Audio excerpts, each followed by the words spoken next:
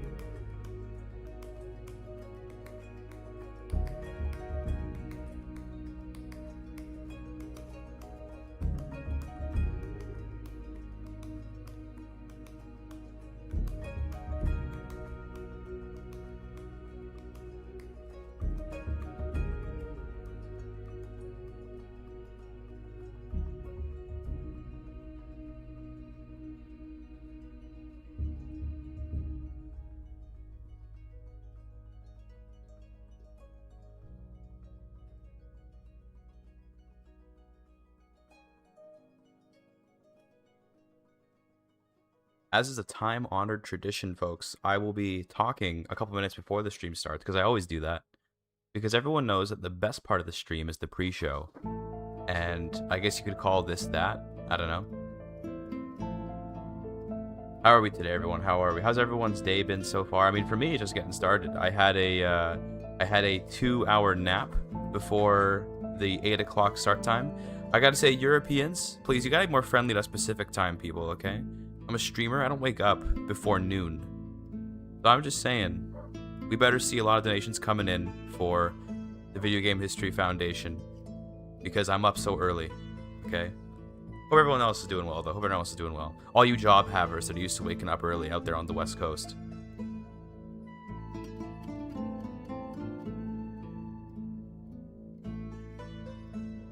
Pretty good day so far. I'm glad to hear that, Ironflare. I'm glad to hear that. I'm excited to see all these trailers, man. I haven't actually spoiled myself. I have not seen, like, 95% of the trailers. I see 95 because one of them I made, so that one I have seen, because I had to, like, put it together. However, otherwise, I have not seen them. So I'm looking forward to this. I'm also glad we got some Victoria 3 stuff to show off.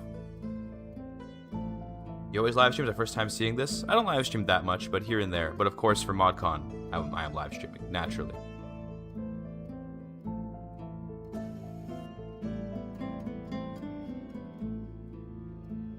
You made a trailer for Equestria? No, I did not contribute to the Equestria mod. Also, I'm just lowering the music a little bit. I contributed to my own mod, but that's a good bit though. Where is the air fryer? I do not have the air fryer yet. The folks over at Parabellum have not yet given me my air fryer. Also, I don't have stream mode on Discord. So you might have heard Discord ping. That was not you. That was me. Let me go turn that on real quick. Okay, you will hear no more Discord pings. My bad, folks. My bad. Thanks for donations, guys. Jeez, 20 Swiss francs and 20 American dollars from Diffb or Do It For Bruce or Kevin, as I know him. Thank you so much, guys. Thank you. Thank you. I need to beat Jillian. The issue is that she raised a lot of money. So this is going to be very difficult, but I can't lose. So you guys are going to... Because, you know, I mentioned it in the first show. The streamer that raises the least money actually gets executed for failing to raise money. So just you know, please let me live. That's all I'm hoping for here. Anyway, a couple seconds. Here we go. Here we go. ModCon. Hello, folks. How are we doing today? How are we doing today?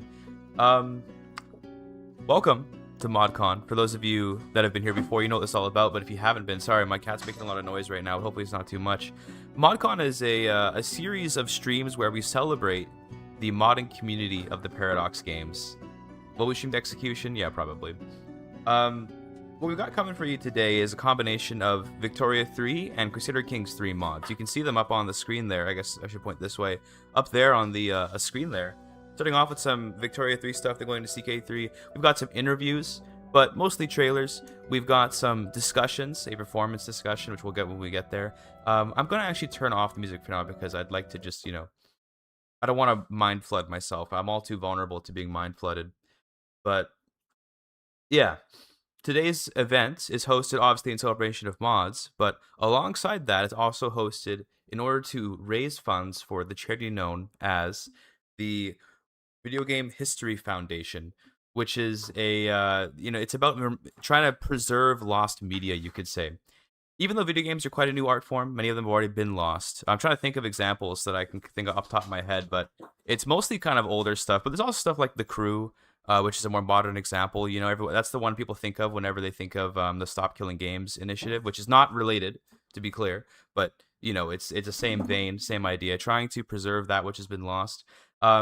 The Video Game History Foundation is a non-profit organization that uses donations to finance research libraries, source code preservations, public education related to video games. It's also a media assets archive. It's got collections, restorations, and of course, it advocates for the preservation of these video games. But yeah, raising money for it, of course, is a great pleasure of mine. I hope that you can contribute, you know, some money if you can, whatever you can spare. Yeah, Psycho is running around a lot right now. You may see Psycho. You probably can even hear her on the mic because she's being really loud. But yeah, sorry, she's making me laugh. If she comes onto the camera, we'll show her on the camera. But regardless, let's not dilly dally. why don't we get started with our first mod, which is called the New Dark Age, okay? The New Dark Age is a mod that asks you the question, can you stop the secret societies as they get to work on the subjugation of the human race? The end times are near. Oh my god. Like, she needs to calm down, dude. She's she's running around, man.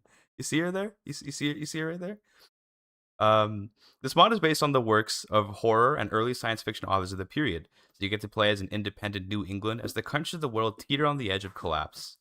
Can you thwart the schemes of the cultists as they try and take over the world? Long lost entities await to return as reality itself warps. Can you master the catastrophes that lurk on the horizon, or will your nation also descend into a new dark age? It's like, oh, I need you to. I thought she was gonna press the power button on my computer. That would have been really bad. But regardless, here comes the first trailer. I hope you guys enjoy.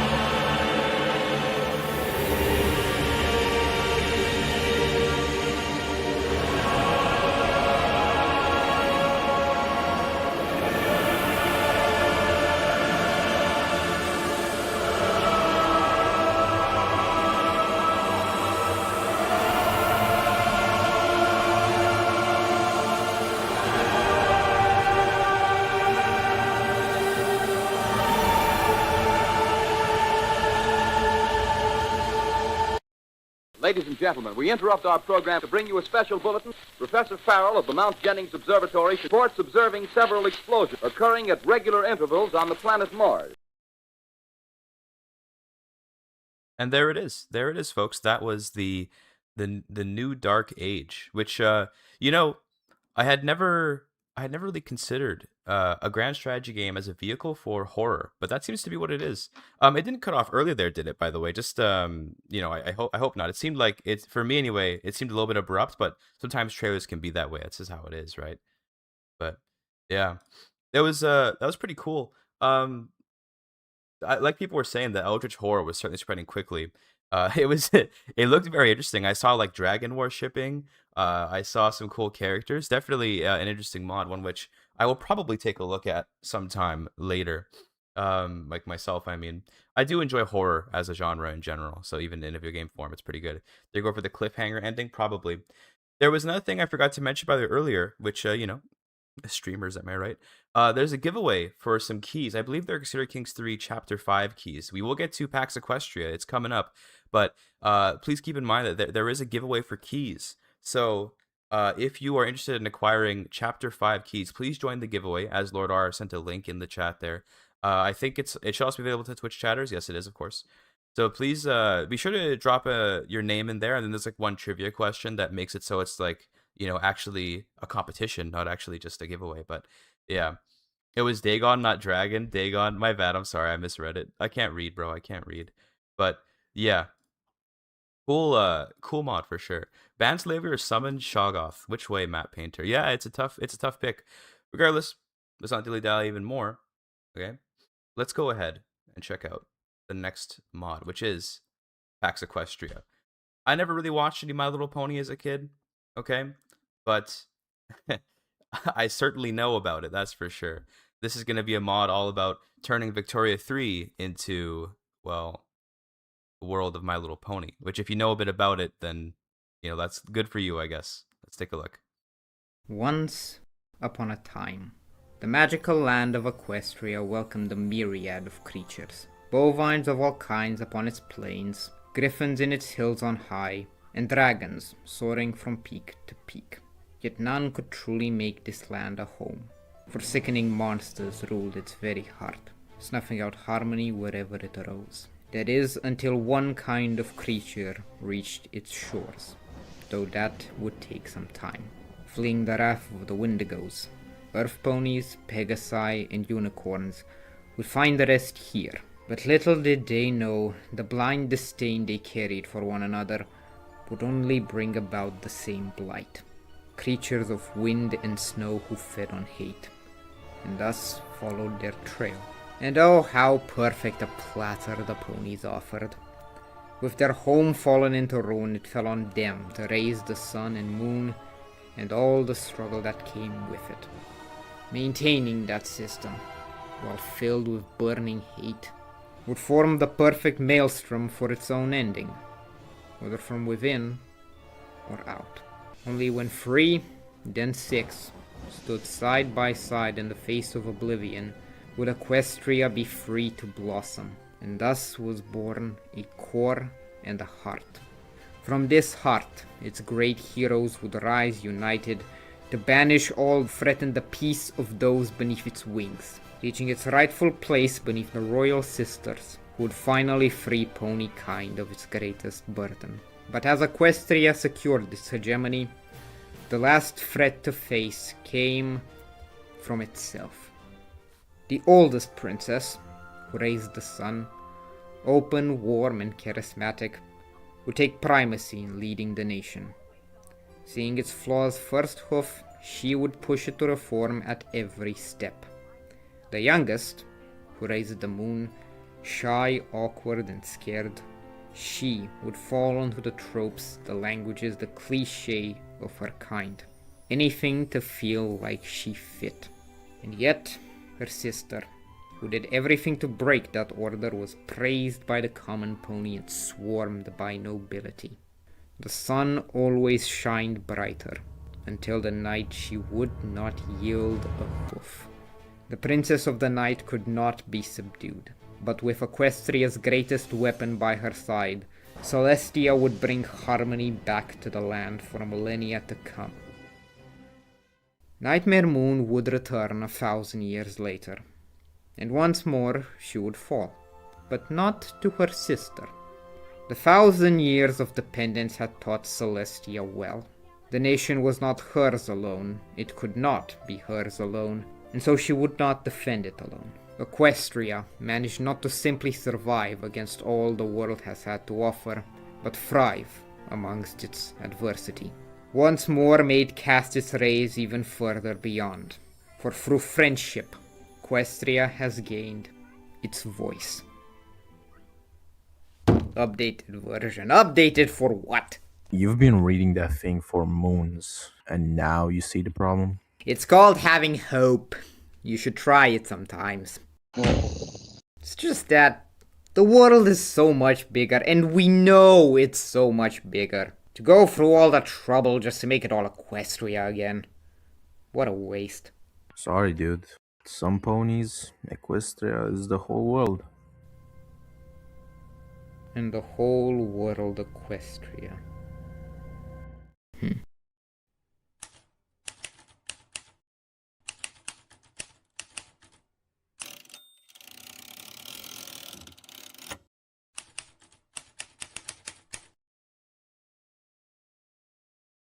Wow. You know, guys, every total conversion mod is an insane amount of effort, and I can only imagine how much work has gone into this mod because the lore on My Little Pony Friendship is Magic runs so deep that there must have been limitless things you could possibly do with it. I want it to be noted as well, or rather, the developers in the mod want it to be noted, okay? That actually Pax Equestria is not even associated with Hoi 4 Equestria at War. So this is like another, team of people who are trying to put the My Little Pony lore into a Paradox game. Crazy how big the My Little Pony community is. Not gonna lie to you, because I've never even seen the show like at all, except I think I've seen like one or two episodes because one of my exes liked it. But that's a story for another day, though. If I had a nickel, it is very if I had a nickel vibes. Very impressive. Always cool to see more total conversions. And I just want to say, by the way, guys, as we go here, please do consider putting some donations in for our charity. Not because I'm some kind of benevolent soul, but because I will be shot and killed if I make the least money of any of the hosts. And right now, it's not looking good, folks. It's not looking good. Okay, but yeah, I don't want to die. Okay, so you gotta send some donations. Beyond that, we've got another trailer for another mod called After the Ashes.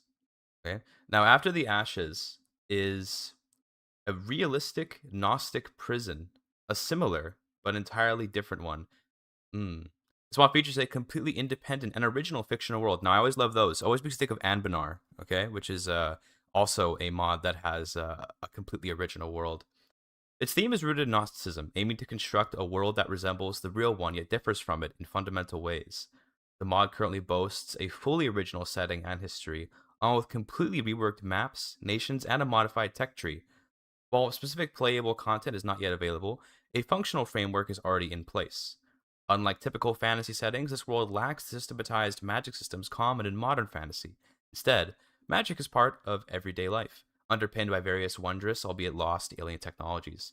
Consequently, there are no plans to develop a unified magic mechanic for the mod. Interesting, interesting. A fantasy mod with no unified magic system.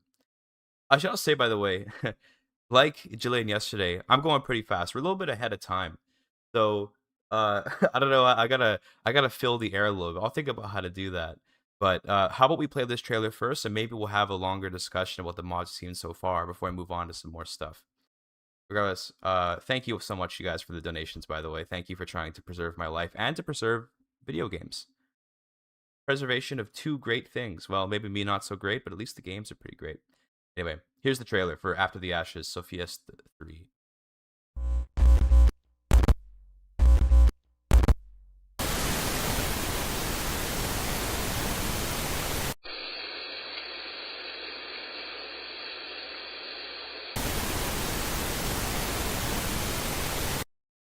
Planet. After the creators departed, the indigenous species developed sapient civilization. They call our remnants magic. Coal-based. No petroleum. No electricity. Their technological pathway has permanently deviated. Samples remain unaware of observation. As requested, retrieving recent sociodynamic anomalies.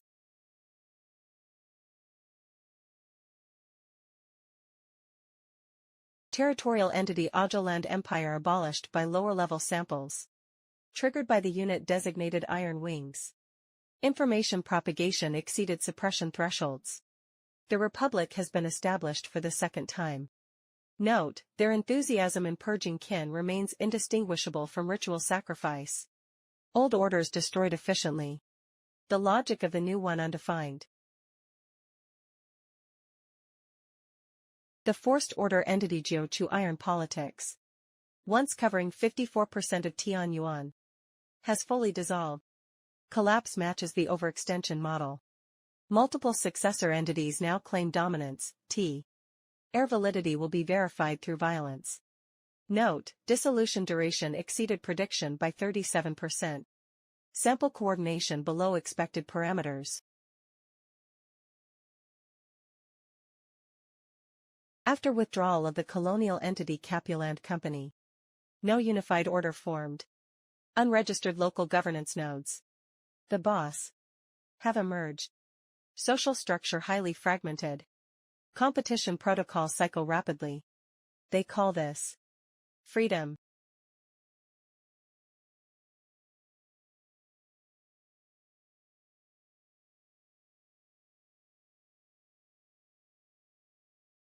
Entity Internationalitat Verenigdes Unternehmen. A profit-oriented conglomerate operating beyond territorial protocols.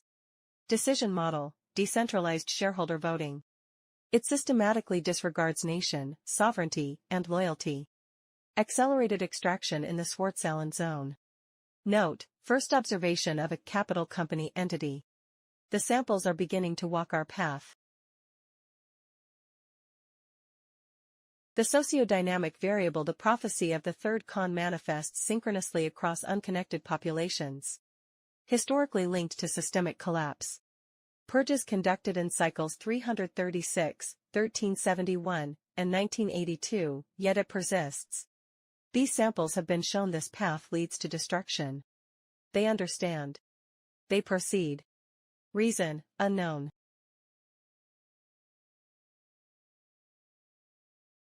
Unauthorized broadcast detected. Source, planetary interior. Attempt to block. Failed.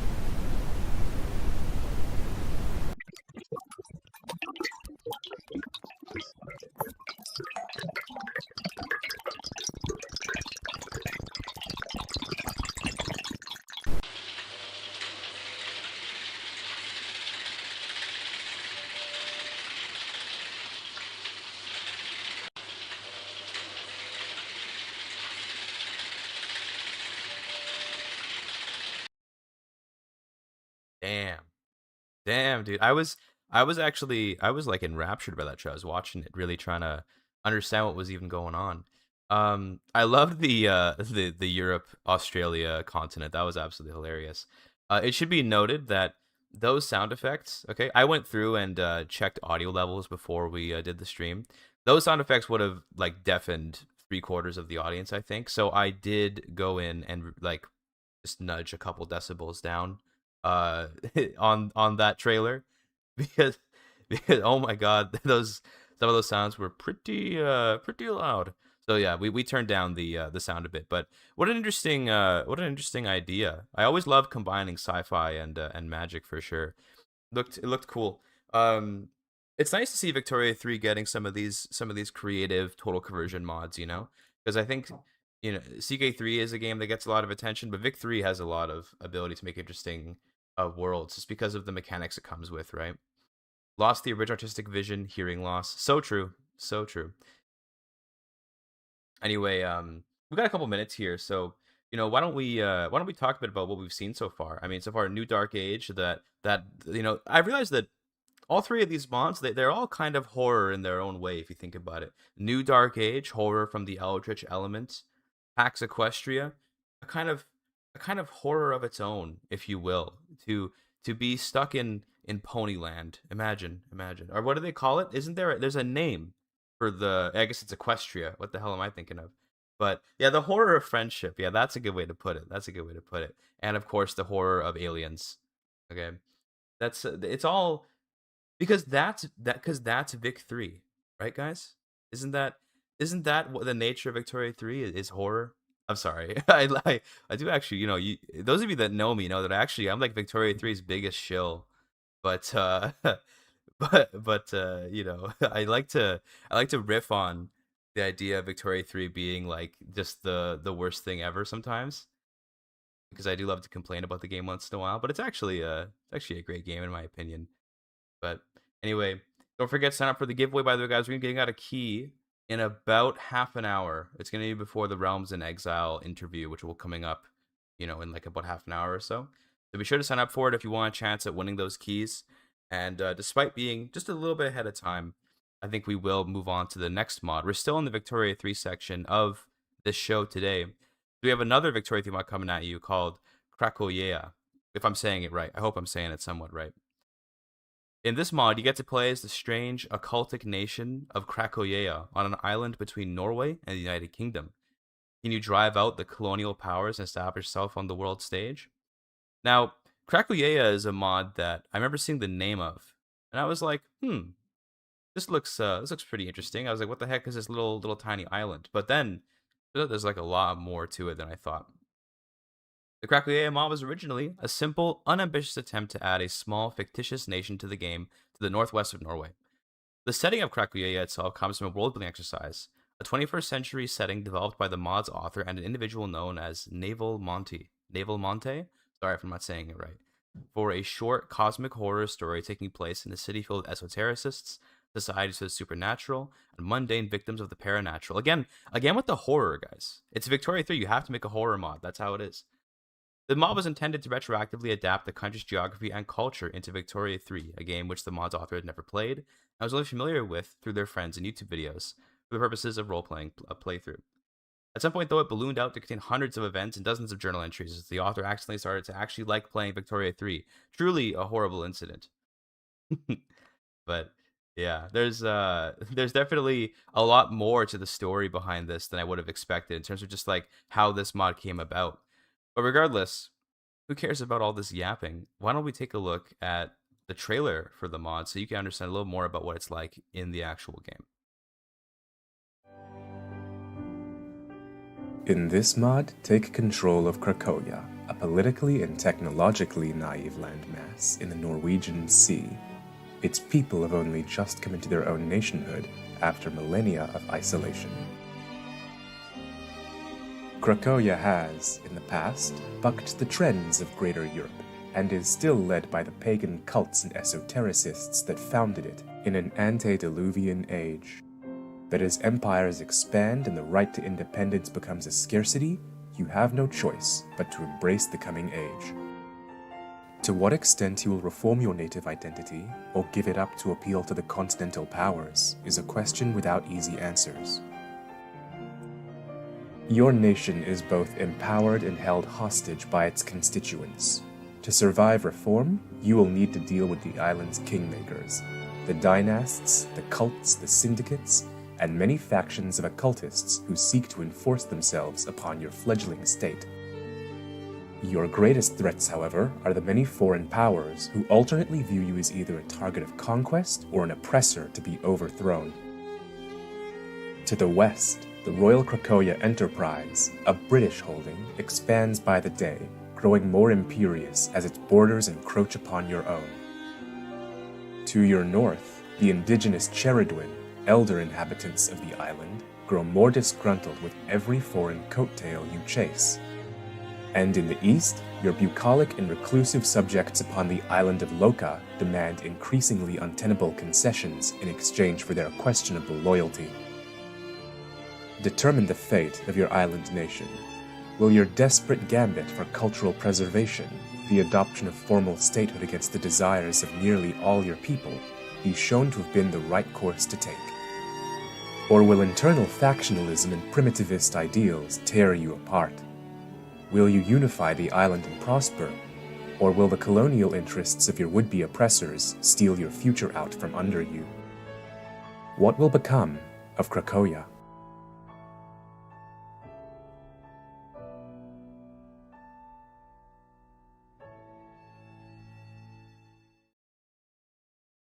I saw those messages at the end there. That's funny. I didn't get to read them because it was so fast, but yeah, definitely it's interesting when you have a mod whose contribution is more or less just like, here's an island, something relatively small, and they do a lot with it. I think it's really cool to see that. Definitely interesting. I loved the tags at the end, like the Caradwin, and there was one where it was like Scandinavia. Unfortunately, because I'm watching in like the Streamlabs preview, I don't have like a big view of the screen, unlike you guys. It's harder for me to see these things, but yeah, definitely a very interesting, very interesting mod and very interesting story behind the mod maker, who is like just not a Victoria 3 player, but just wanted to throw this in there. Very cool, very cool. It is interesting though. Another, another sort of eldritch horror. Not necessarily. This one was less horror-like, but another eldritch sort of mod. It makes sense because Victoria 3 is the game which takes place in that era where horror would be like a thing, like eldritch horror. Okay, horror's always been a thing. Where eldritch horror is becoming more of a thing, so it makes sense. But yeah, thank you so much to the Krakoyea developer. Much appreciated. I'm gonna shout out the giveaway a couple more times, by the way, because of course I do want everyone to be able to get involved in it, and of course our charity to preserve games. I mean, imagine if one day Victoria 3 were to somehow disappear. What a tragedy, first of all, to lose the game. But think of these mods that we might lose should we lose the game. We wouldn't want that, would we? Of course, we want to preserve. We want to preserve the mods, the wonderful mods that we're seeing today, and of course, the games that they apply to. So, be sure to send in some money just in case something should ever go horribly wrong, so we can preserve these wonderful things. I love Victoria 3. Same here. Same here. Anyway, we got a longer trailer coming up for you. The next one is the Britannian Order, which, if I understand correctly, is sort of an alternate history about there being like an even larger British Empire than there already was.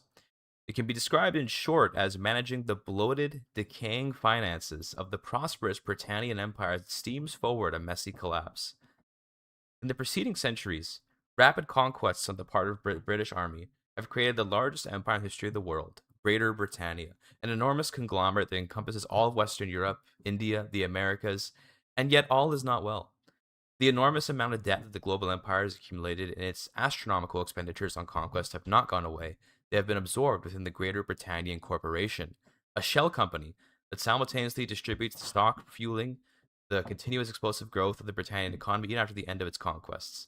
And even as this growth continues with seemingly no end in sight, there are some signs that this global empire may not live to see the end of the century. Now listen, it is another horror-focused mod. The horror of British conquest. Imagine if Canada were British. Am I right? Remember, guys, I am Canadian. Okay?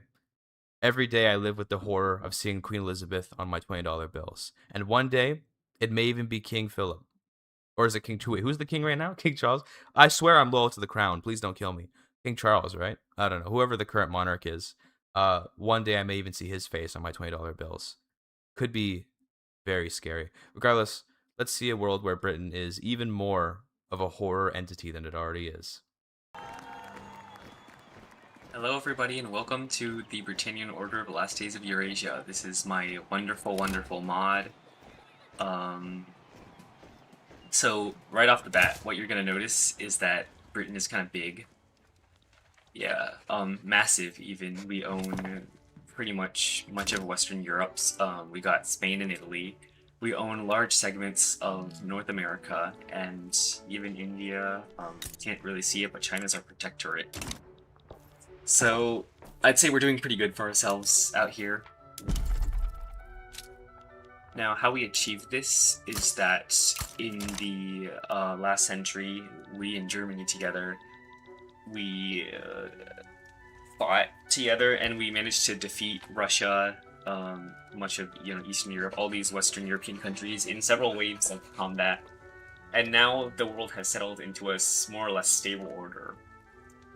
Even a Britannian order, if you will.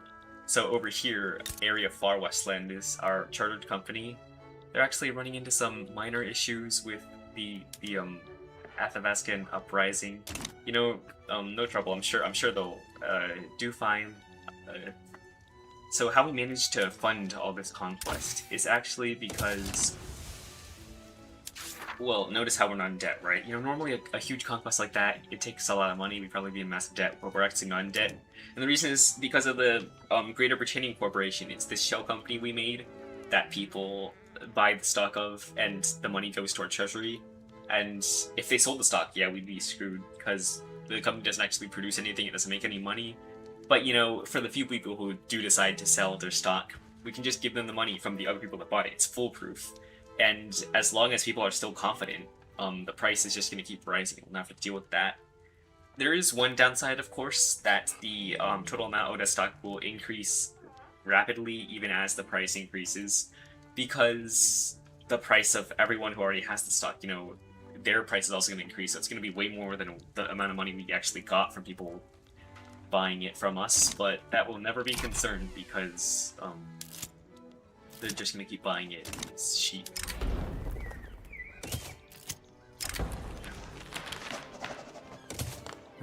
So one of the things that's going on right now, and it's very important, is the struggle for Serbia, because Germany is not content with being our junior partner after they helped us conquer the whole world. They are quite upset about. Yeah, they're quite upset about not having as high of a status because we are, after all, the #1 empire in the world, and no matter how strong Germany is, that's just not really something you can compete with, right? So they actually kind of want to expand their influence over Serbia, even though we already agreed that it was going to be a buffer zone. But, there's really not much we can do about that. If they want it, well, it's not like we can let them have it or anything, because we are building up good relations with Serbia. So hopefully what this will do is that it will allow us to gain enough influence over Serbia before Serbia's illusion of independence completely breaks down. And the reason for that is because me and Germany, we both have such a massive amount of battalions that Serbia their army just looks like a joke in comparison. I'm sorry, Serbia, but you're really not going to do much about us. So as their independence is worn down, if it reaches 0, then Germany is going to be able to essentially occupy northern Serbia, and then after that, if they manage to complete their influence bar due to having occupation, then we're just done. But that probably is not going to happen. So as for some other situations, oh dear me, Area Far Westland really isn't doing too well against the Athabascan Uprising, are they? And okay, it looks like, they fell into a power vacuum and now they have been occupied by Aland, which is ruled by... How do I get rid of that?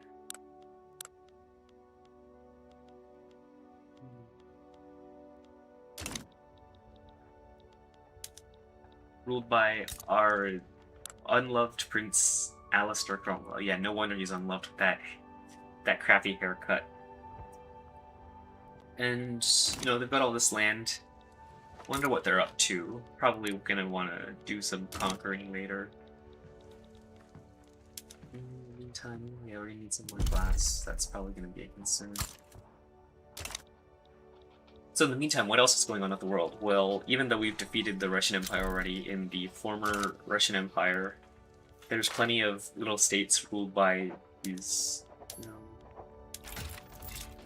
these warlords. They're fighting each other, trying to unify Russia, but they're not that big of a deal. They're probably not going to manage to achieve anything.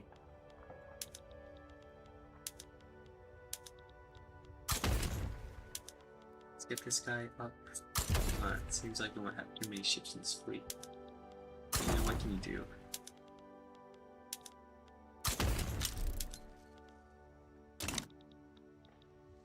Alright, so let's take a look over here at Central Asia. And the situation we have here is the South Russian Republic. Well, let's see what they've got. A technocracy, interesting. So they're probably going to want to establish control. But there's a lot of these other states around here that are just kind of chilling, hanging out.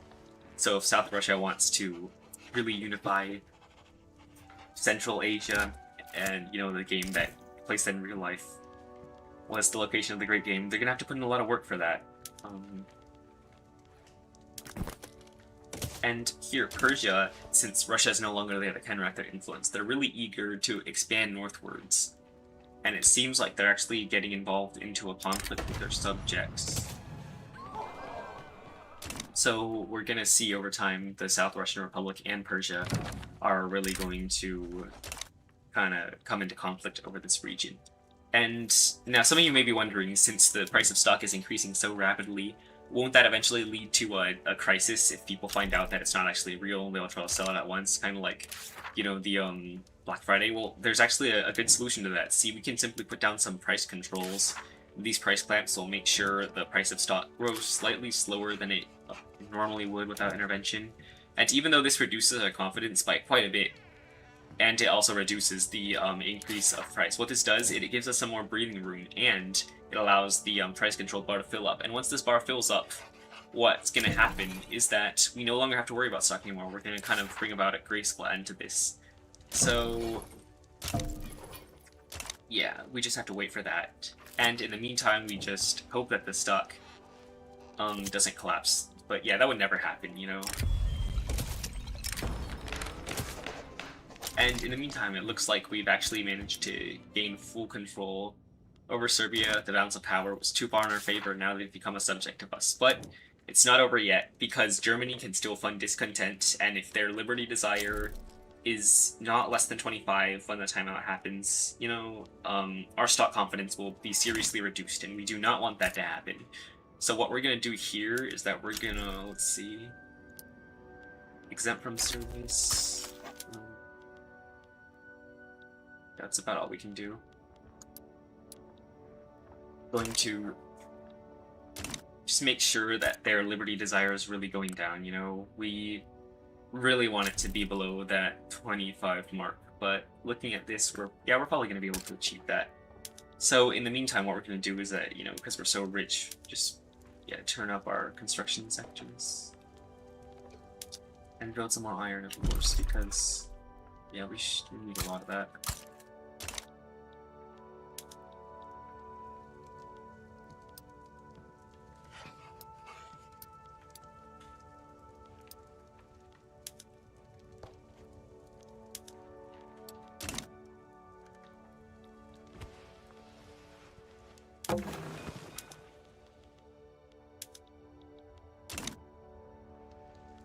Oh, it looks like Siberia is actually unified into the Siberian United Republic. Quite a sight to behold, and if the other Russian countries do manage to unify, you know, perhaps they will eventually be able to unify Russia, but it's still a long way off, and even if they do, they'll have basically no way to deal with Area Far Eastland, because they are backed by the most powerful empire in the world, even if I do say so myself. Now let's see.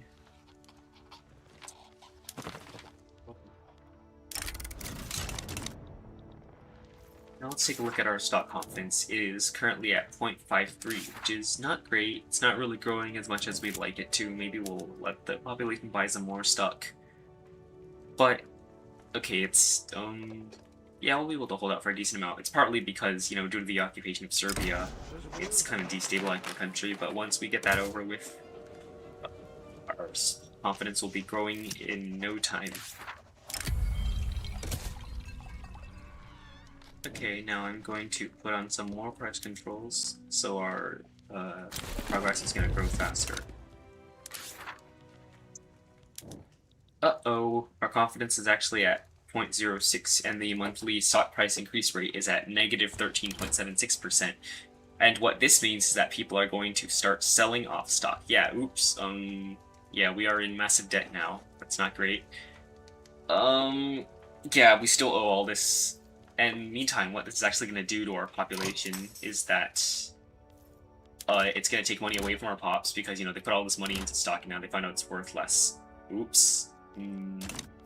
Not great, not great. And in the coming few months, we are going to lose everything. I knew I should have waited until after. Okay, yeah, so we are done. It's Britannia over. It's over. Yeah, South Russia is they're trying to take back. Yeah, we have a GDP of 3 million. Oh, just insane fall off. Oh, I can't look. Oh god, this is bad. Yeah, things are terrible, but it's not like we can't turn this around at all, because what we can still try to do is that. Let's see. Quick, let's get over here.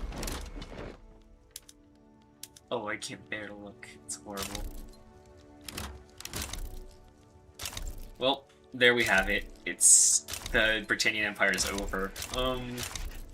Who knows? Maybe you could do better. I certainly could. Maybe you'll guide the Britannian Empire into victory in the 20th century. Yeah. Good luck with that. You know, I just say that I love the the developer presenting what's happening in the mod is so nonchalant, about the fact that like the entire world's economy is like collapsing, because of course the British Empire in that particular world is like, basically the world, we could say. And like the world, the British Empire is like falling apart, and he's like, oh no, it's falling apart. I love that. I absolutely love the nonchalantness of the of the presentation.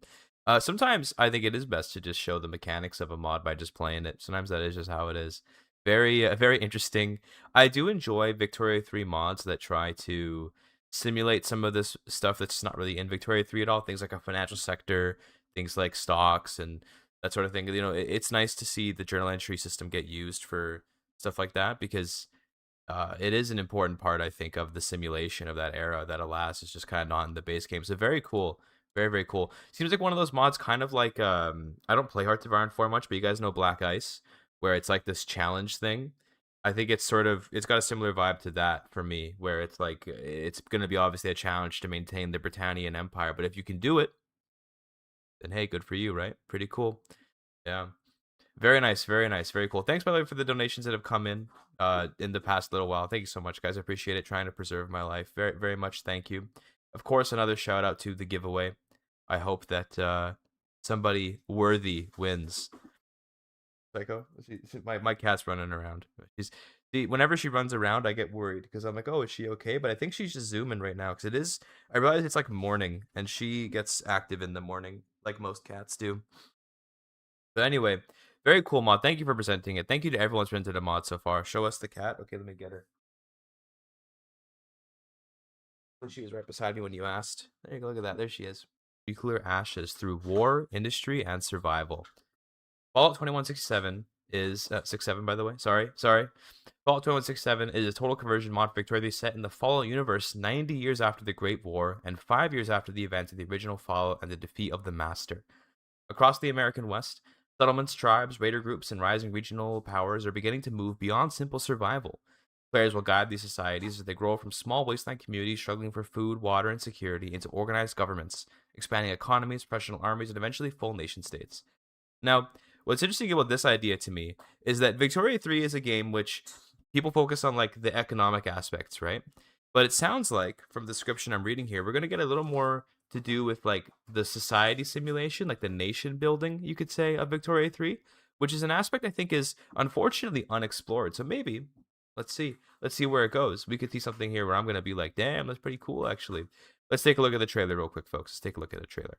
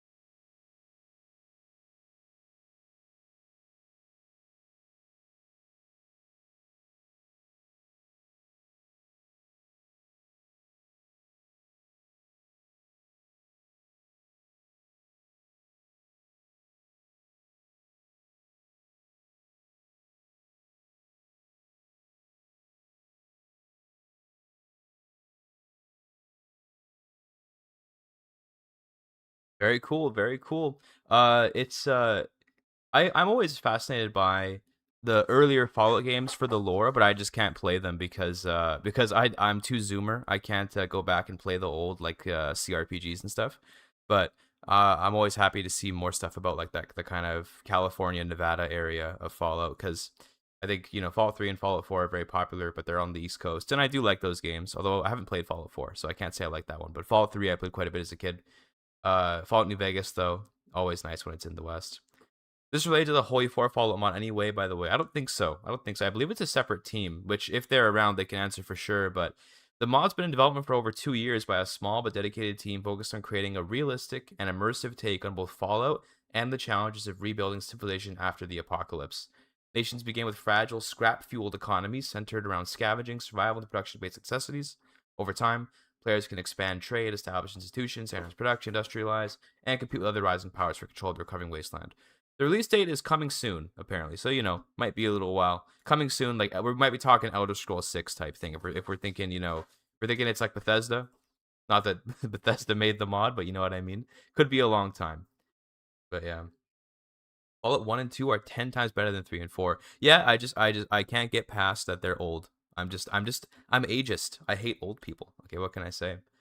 Fallout 5 is the best. So true, so true. Well, it's coming soon, but yes, coming soon indeed. However long that will take. But yeah, cool. I like to see more Fallout. I like to see more Fallout content for sure, especially set in the West. I think we have a. By the way, the next mod I'm pretty sure is in fact another Fallout mod. So this I assume is going to be a different one from a different team. So that's pretty cool. We're gonna see even more Fallout content. I hope you guys are ready because well, here it comes. Welcome to the Wasteland, traveler. Coming at the end of 2026, Tales of the Wasteland is a new Victoria free mod that will let you explore the Fallout universe. Set during the timeline of the first Fallout game, immerse yourself in the map of Southern California, featuring about 400 states and more than 60 nations. Rebuild society in this post-apocalyptic world, whether as a desert tribe or as a major Fallout faction. Form the NCR, forge your own legion, or play as the Master and his mutant army to dominate the wasteland. Progress through a completely overhauled technology tree. Discover hidden technologies by exploring the wasteland. Shape your society with dozens of new ideologies. Manage a dangerous new interest group, the mob.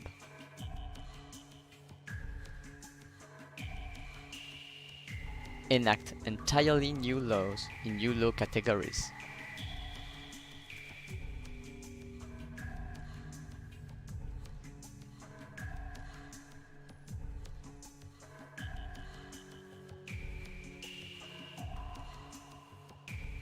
Master a post-war economy with new resources, new goods, and new buildings.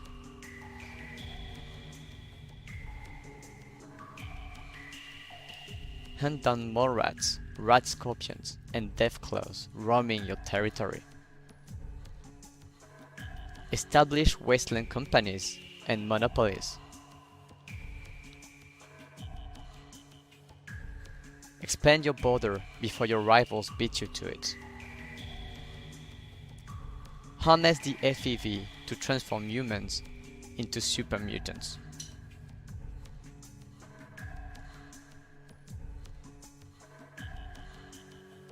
Construct vertibirds to project power and control trade.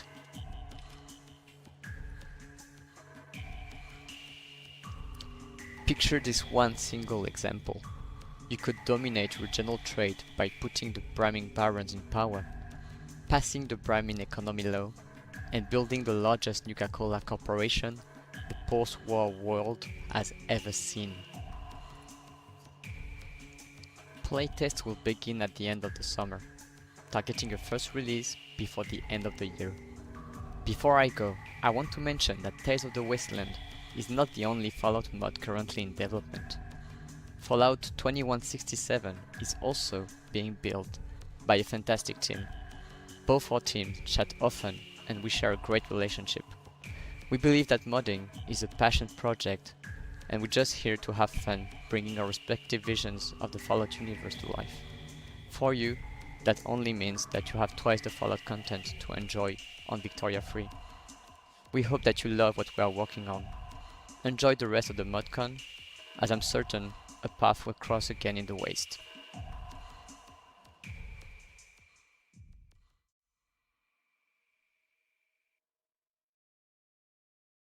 Very nice. Glad to hear that the two teams have a good connection. That's always nice to see when there's friendliness among the among mod teams of similar types. But yeah, cool to see yet more Fallout modding going on.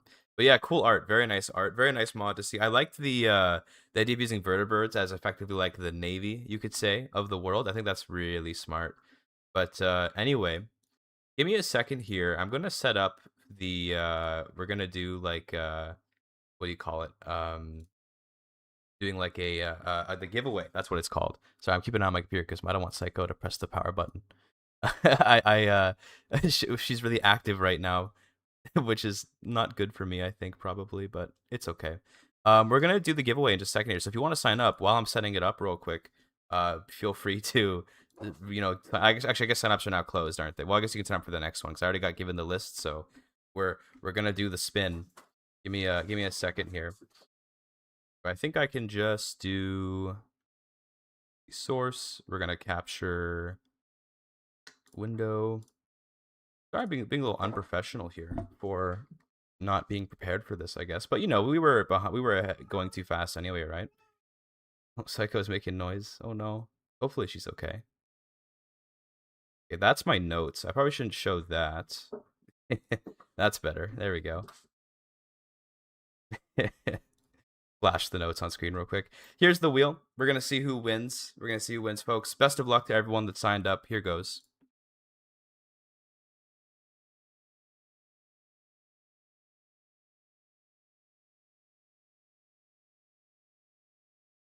Looks like it goes to Char02672. Please contact the ModCon folks over on Discord, okay, to get yourself your key. Congratulations, my friend. I believe we're doing 3 of these, right? I believe we're doing 3 of these. So here we go for another one. Okay. Oh, actually, wait, stop the count. I have to remove the whatever. I gotta remove the other dude, but the guy already won, but it's fine, I guess. It's okay. Another key goes out to Boring75. Congratulations, my friend. Congratulations. You won a key. I'm gonna hit this remove button this time because I'm gonna remember, and we'll get rid of Char if I can find him in the list. But I don't want to find him. Too much work. If that guy wins again, we'll re-roll. Okay, we'll re-roll. But congratulations. Be sure, of course, to contact the ModCon organizers on Discord to get your key. Here comes another spin.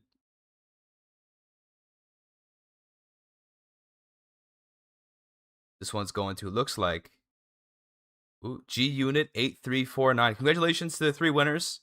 Congratulations. I hope you enjoy your Chapter 5 Crusader Kings 3 key. I know it's Victoria 3 section, but enjoy your CK3 content anyways. I think it's a CK3 key. I don't think it's a Victoria 3 key. But yeah, great. Thank you so much, guys. Thank you so much for participating in the giveaway. Hope you enjoy your keys. Yes, you could do 3. Excellent. But yeah, very cool. Up next, we got something pretty special for you, which is we're going to be looking at, Realms in Exile. But Realms in Exile also comes with an interview. Now, I believe I do the trailer first, then the interview. So we're going to be talking to some devs in a minute here. But before we do that, we have a little trailer to watch about Realms of Exile, which is a Lord of the Rings mod, as you can probably tell by the name in the schedule there. It's a mod which I haven't really messed with very much. I briefly checked it out on my own just because I want to see what it kind of looked like and get an idea of what it is. But I'm going in mostly blind, so I'm going to be just as surprised as all of you guys will be. Let's have a look at Realms in Exile. Here goes. It was in the beginning of the reign of Malvagil of Arthedain that evil came to Arnor. For at that time the realm of Angmar rose in the north, beyond the Etten Moors. Its lands lay on both sides of the mountains, and there were gathered many evil men, and orcs, and other fell creatures. From Eriador, Arnor, and the heirs of Isildur.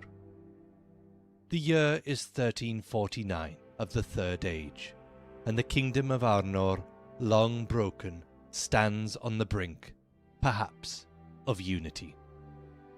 King Argaleb of Arthedain, heir of Isildur, has laid claim to the lordship of all Arnor, as the lines of Isildur have perished in the kingdoms of Cardolan and Hrudar. Yet all is not well. Hrudar has fallen to a chieftain of the Hillmen, secretly in league with Angmar, and the Witch King in Angmar plots the ruin of the North Kingdom. The Longbeard kingdom of Khazad-dûm stands ever grander. The dwarves delve ever deeper in search of priceless mithril, amassing wealth beyond reckoning. Their craft soars to new heights, their halls growing, yet in their zeal they turn inward and withdraw from the world. Their doors shut, and they abandon outlying outposts, their realm's borders retracting. Far to the south, Gondor has waxed to the apex of its power and glory. Priceless stones there are said to be but pebbles for the children to play with. The Haradrim kings pay homage, the Easterlings are chastised. Yet the golden noontide of Gondor may soon give way to days of blood and death as the realm turns upon itself, the royal house tearing itself asunder in vain pride. Wise and strong, Romendakil II stands firm in old age, not able to foresee that long after his passing his kin shall feud over the winged crown, and the question of the purity of the realm will shake it to its core. And in lands both far and near, the shadow has begun to creep back into the world. Something stirs in the greenwood. The lost fortress of Amon Lank whispers now as Dol Guldur. Fell forces wake after a millennium of slumber, starting to gnaw once more at the pillars of the free peoples.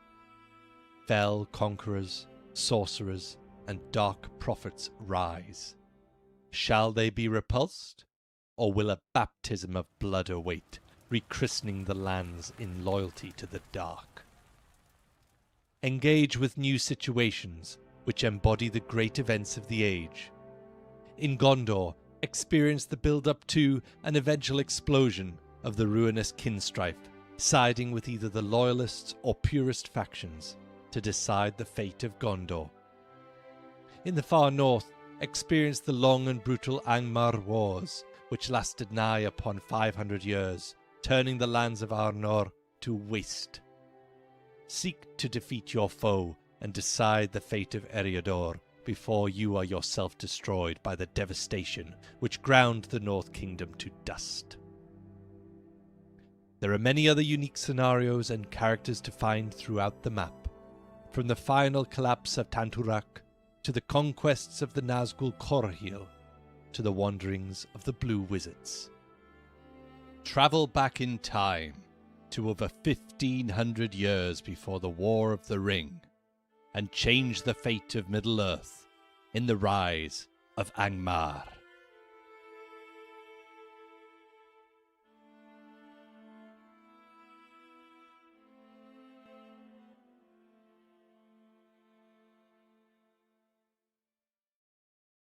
Wow. What an amazing presentation, what an amazing thing. I'm going to quickly call the mod people. Okay, we're gonna have a little interview going on. So how about we do that? How about we do that, folks? Hello, can you folks hear me? Yes. I can hear you. Excellent. Wonderful. That's great. That's great. Working. Huge. We love to see that. I have this pop up on my Discord telling me I can share 2 weeks of Nitro and it just will not close no matter how many times I click it. It's annoying. What if I just click it and then maybe it'll go away? Okay, well, that's so annoying. I can't get it to close. Well, that's fine. Let me just let me pull up our people here. Here's the mod developers. Could you guys introduce yourselves in whatever order you feel like? Yeah, sure. I'm Yakudan, Snailman, and I'm the team lead of Realms in Exile. Very nice. I am Vector Maximus. I am the team's lore master, essentially, kind of big scope, making sure everything checks out on that front. And I am Hendrix. I am lead QA for Realms in Exile. Very nice. Okay, nice to meet you guys. Very cool. We have a forum going around right now, which is going to bring in some questions from the community. I believe you guys have access to it. Is that correct? Yeah. We do Okay, have great. access to the questions. Okay, good. I was about to say, I hope Yako does, because I don't. Good. Okay, I'm glad somebody does. Because, of course, we're going to prioritize the audience questions. Because this is a live segment, where we have a nice bit of chunk of time to talk about some of the questions coming up. But before we necessarily get into any audience questions, is there anything you guys want to add on to the trailer that we just saw that you feel like talking about? I mean, I guess just the fact that we're all excited. It's been something that's been in the works for probably over a year now. Actually, kind of in the hidden depths, slowly fleshing out history. Mainly Arian doing that. And then over the last couple of months, the whole team has really pitched in to help flesh out various decisions, events, characters, and just getting the whole Rise of Angmar start date alive. So very happy about that, and very excited for people to see it when it eventually comes out. Very nice, yeah. Yeah, very cool. definitely. And huge shout out to the specific members of the team that have been putting work in on the new situations, because those were some of the biggest, I suppose, hurdles that we were kind of hanging on to before we could really dive into the meat of this start date, because we felt we could not do it justice without them. So huge thanks to the team members who have been chugging away at those. It would not be in as close a state to finished as it is without them. Very cool. I saw you guys making use of situations, and I think that situations are becoming one of the just like really popular CK3 mechanics to use for these mods. I think that's really cool because there's such a flexible system to use. It's interesting to see, but I wonder. I'll ask one question of my own because I'm curious, and then we'll kind of go to the audience questions. Do you guys have any struggles planned for the mod, or are there any in the game already that I don't know about? I believe our plan at this point is essentially anything that could be done with a struggle is better served with a situation, because we found situations to be more flexible. We do have a struggle already in the game, the struggle for Moria, which is essentially a bit of an odd struggle, but it's essentially how do you coexist with the Balrog in Moria. So we do have that struggle in the game, but I believe moving forward we plan on primarily, if not solely, using the situation framework instead. That makes sense to me. Yeah, that's sort of the consensus that I've seen from a lot of mods. Is that situations kind of just mog like any struggles or anything like that. Very cool. With that, did you guys potentially pick out an audience question you'd like to answer? Gotten so far. Yeah, I mean, I guess I've got like all the questions open in front of me. I'll start from the top, yes, because there's like a lot of interesting questions here. Hendrix has also got his map, his stream open. Yes, so I've got it open. Yeah, absolutely. Yeah, it looks very nice, but a beautiful map. I just want to say, beautiful map. Yeah, that's all Jamie. He's our mapper man. Very nice. He does a wonderful job at it. And then going on to some of the questions. There was one: will there be another map expansion to the eastward side of the Lord of the Rings world? What overall, a silly question. Yeah. Overall, we're looking to fill in the current continent that's being streamed by Hendrix. But in terms of other continents, no, we're currently sticking with this kind of central, and then planning to fill that out over time. And as you can see, we've already been doing some mapping work in the east step. So yeah, it's all going to be horse lords down here. Yeah. Yeah, essentially everything that Hendrix is showing that is not under the shadow, that is not the Red Mountains. I feel I need to be clear on that. Is currently planned to be one massive expansion, which will eat up most of the unused space left on the map. We only have essentially the Southern Archipelago, Womoas, Druce, and forward wave left to map after that, which I think should be fairly quick to get knocked out one after the other.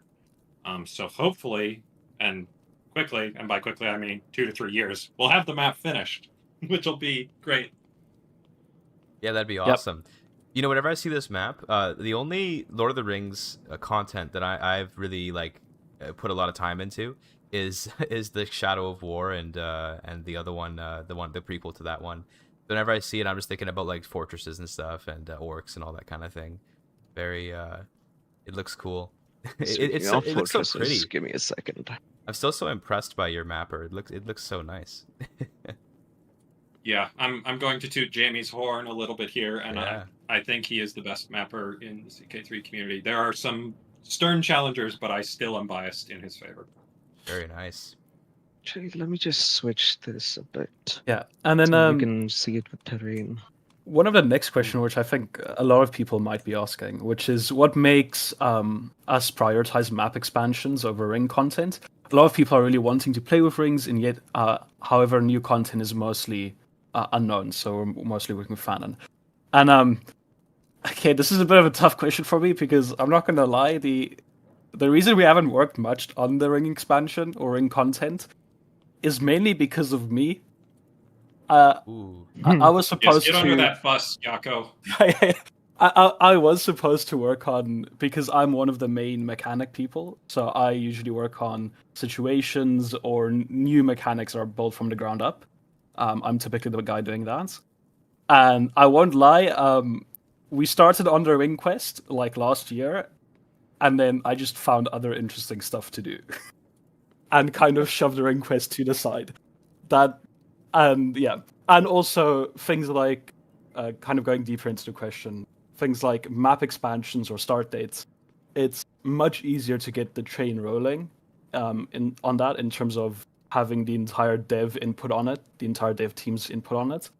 As I think we're currently sitting at around 30 people working on the mod. So obviously 30 people working on expansion where everyone can touch different regions versus just me working on a Ring Quest. It's much easier to build team hype around Rise of Angmar or new map expansion over the Ring Quest. Yeah, I feel that. I So think it's easy hopefully to like have an idea that you want to do for a mod, and then like something else kind of comes up and it gets put on the back burner, and then it can be hard to get back to, and then there's considerations for the community and what they want from the updates and stuff. But I think as long as what you're making is stuff that you're enjoying making, then that's probably what's most important. You know what I mean? No, I agree. It's and it has kind of been that thing where it's like I am interested in Ring Quest and building the mechanics because we've had a ton of discussion about it. I think the Ring Quest forum that we're using already has around 3,000 messages around it. Well, and that's just in the specific forum. If we include the conversations that happened prior to that, because there were a lot, I would not be shocked if there's over 5,000 to 6,000 messages that have been sent discussing the Ring Quest internally. Yeah, but at the same time, it's we only have a limited number of people that can go into depth with mechanics at the moment. Me being one of them. So it's usually I'll start working on Ring Quest, and I'm like, okay, but like sorcery work is actually still kind of interesting. So let me hop on. You still have not fulfilled your sworn oath to me, Yako. You promised me. It's been years. It'll be done. It's going to be years at this point. It'll be done at some point. But then also things like the Kinstripe situation, which I'm also working on, and some other back burner projects. It's really kind of a mess. Not gonna lie. Very cool. Very cool. Yeah, and then sorry, let me see. I think one question I've seen actually pop up a bit here, some duplicate questions, is there any plans for additional bookmarks? Yes, there is. I hope the trailer sufficiently answered that question. Yeah, but also for anyone that plays our mod, once you go into the bookmark screen where you can select your start dates, you should see at the top there'll be like circles and diamond icons, and each of those are different start dates that we have tentatively planned. Not saying all of them will be in. We might merge some of them or just drop some of them. But those are all the initial start dates we saw, and we were like, they could be really cool to implement.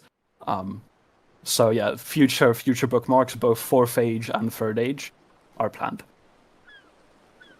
Very And nice. technically very late second with Last Alliance and such. Yeah. Do you guys find that making new bookmarks is like a big pain in the ass, or is that something that you can kind of get through with not too much fuss? It would depend. Sorry, yeah, Vector can go ahead. I think he's been more. So my perspective is, it depends. So we have 2 different classifications of bookmarks. We've got major bookmarks and minor bookmarks.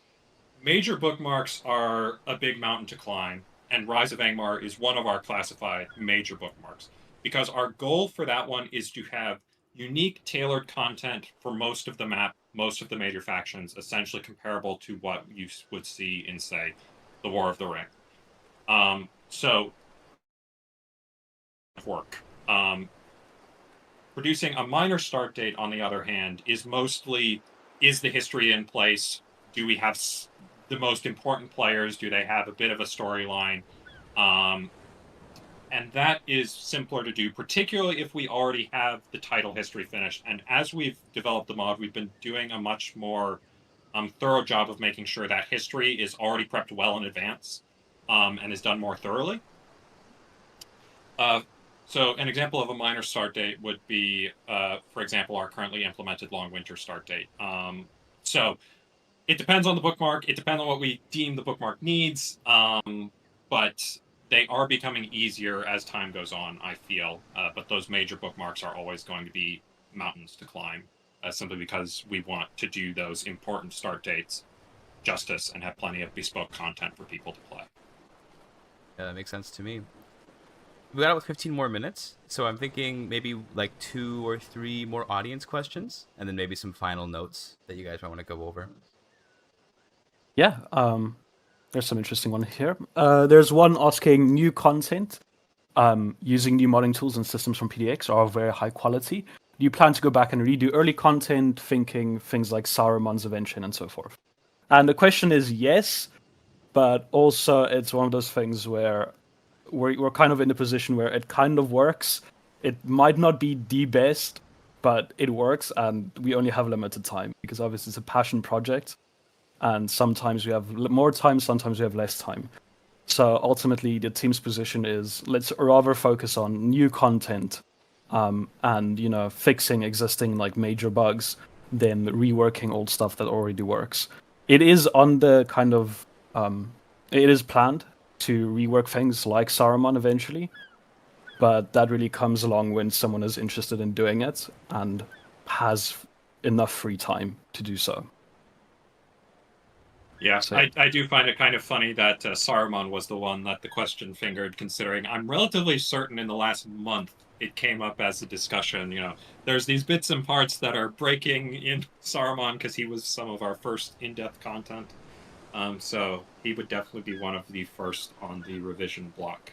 But yeah, it's just a question of getting the hands, and specifically the hands that know the old vision and know how to interact with updating it.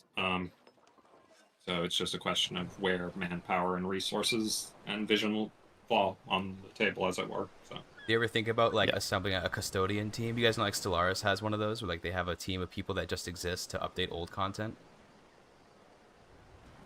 Not yet. I mean, I could see the use for it, but ultimately it's one of those tricky things where, because we're in a very much a position of, like every mod, it's a passion project by everyone. Mm-hmm. So we always take the position of work on what you find interesting, as long as it fits the overall vision that we have as a team, right?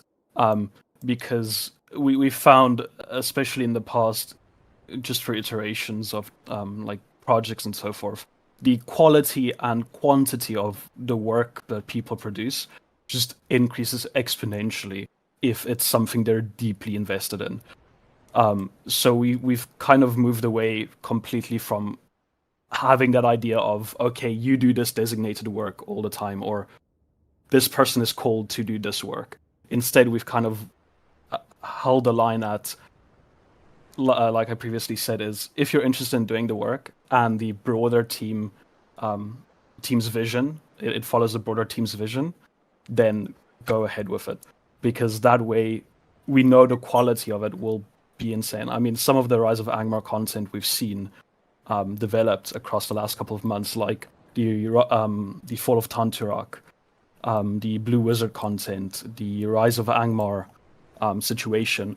All of that was done by people that were deeply interested in it and have spent months on it, and the quality speaks for itself. Can't wait for people to play it, because it really is a fun playthrough. All of those places. Oh yeah, dude. Oh yeah. We got another question in the list of interesting ones. Let me see. I don't want to use up the limited. I guess there's two here. Any chance that we will work with submod devs? Which is kind of ironic. Yes, there is. Kind of half of the team members we've gained over the last year have been submodders we've cannibalized. We go to them like, hey, your submod looks really cool. You want to work on the main mod? And then we've slowly grown like that. But in terms of more seriousness in for working with submods, we overall hold a position that because we run an open beta on Realms and Exile, we typically run an open beta for a month. That, in our vision, gives submodders enough time to update their submods ahead of the main release on the Steam Workshop. And then, in other cases, if it's like a major mod like the Numenor submod, and something we can accommodate, we do try our best to make updating their submod as little effort as possible. Painless. So, yeah, it's Let's painless. put it Thank that you. way. Yeah. It's painless. There is still pain, of course, but we try to make it just a slap instead of we got off their arm. Yeah, that makes sense.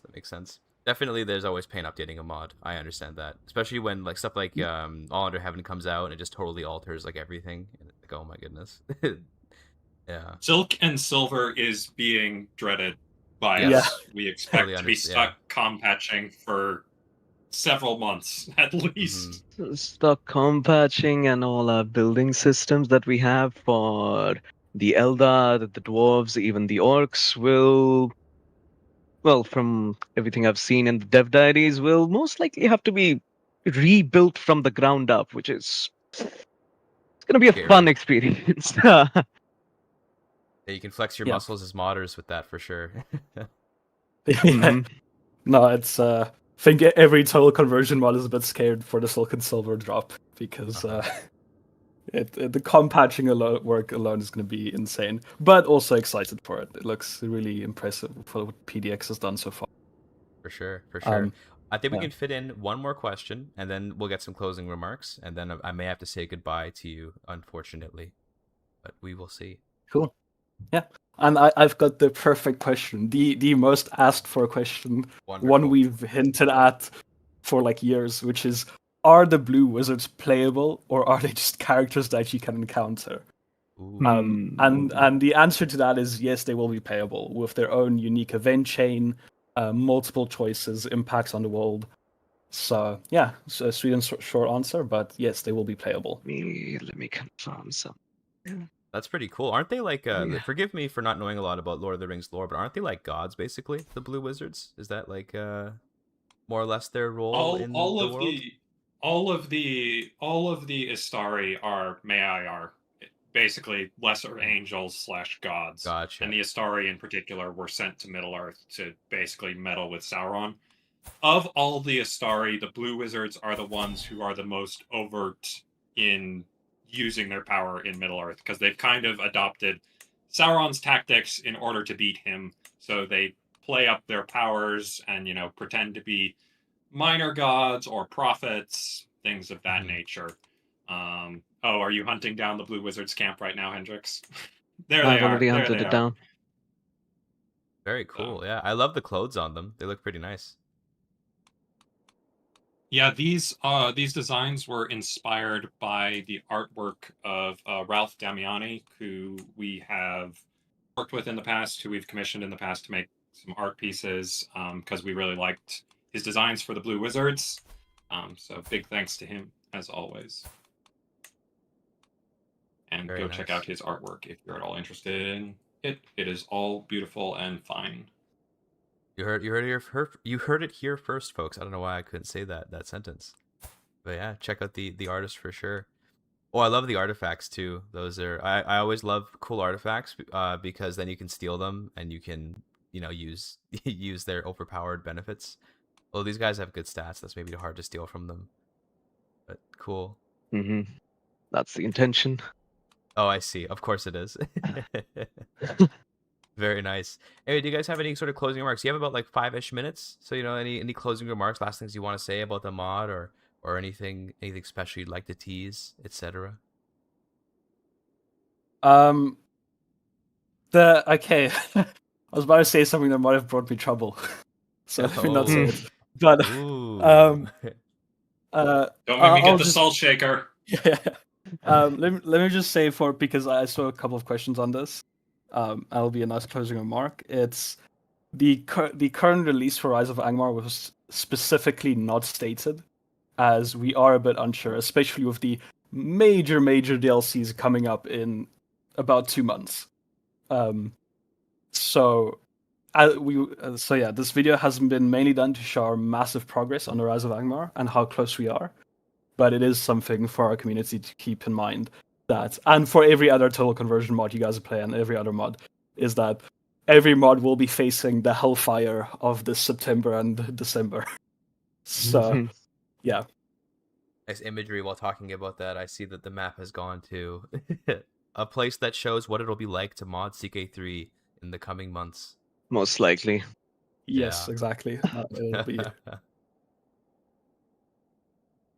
But yeah, I guess that's keep from going my either side. way. I know. Yeah, unfortunately. Yeah. But it'll be all the better for it, every mod. So, yeah. Mm-hmm. Cool.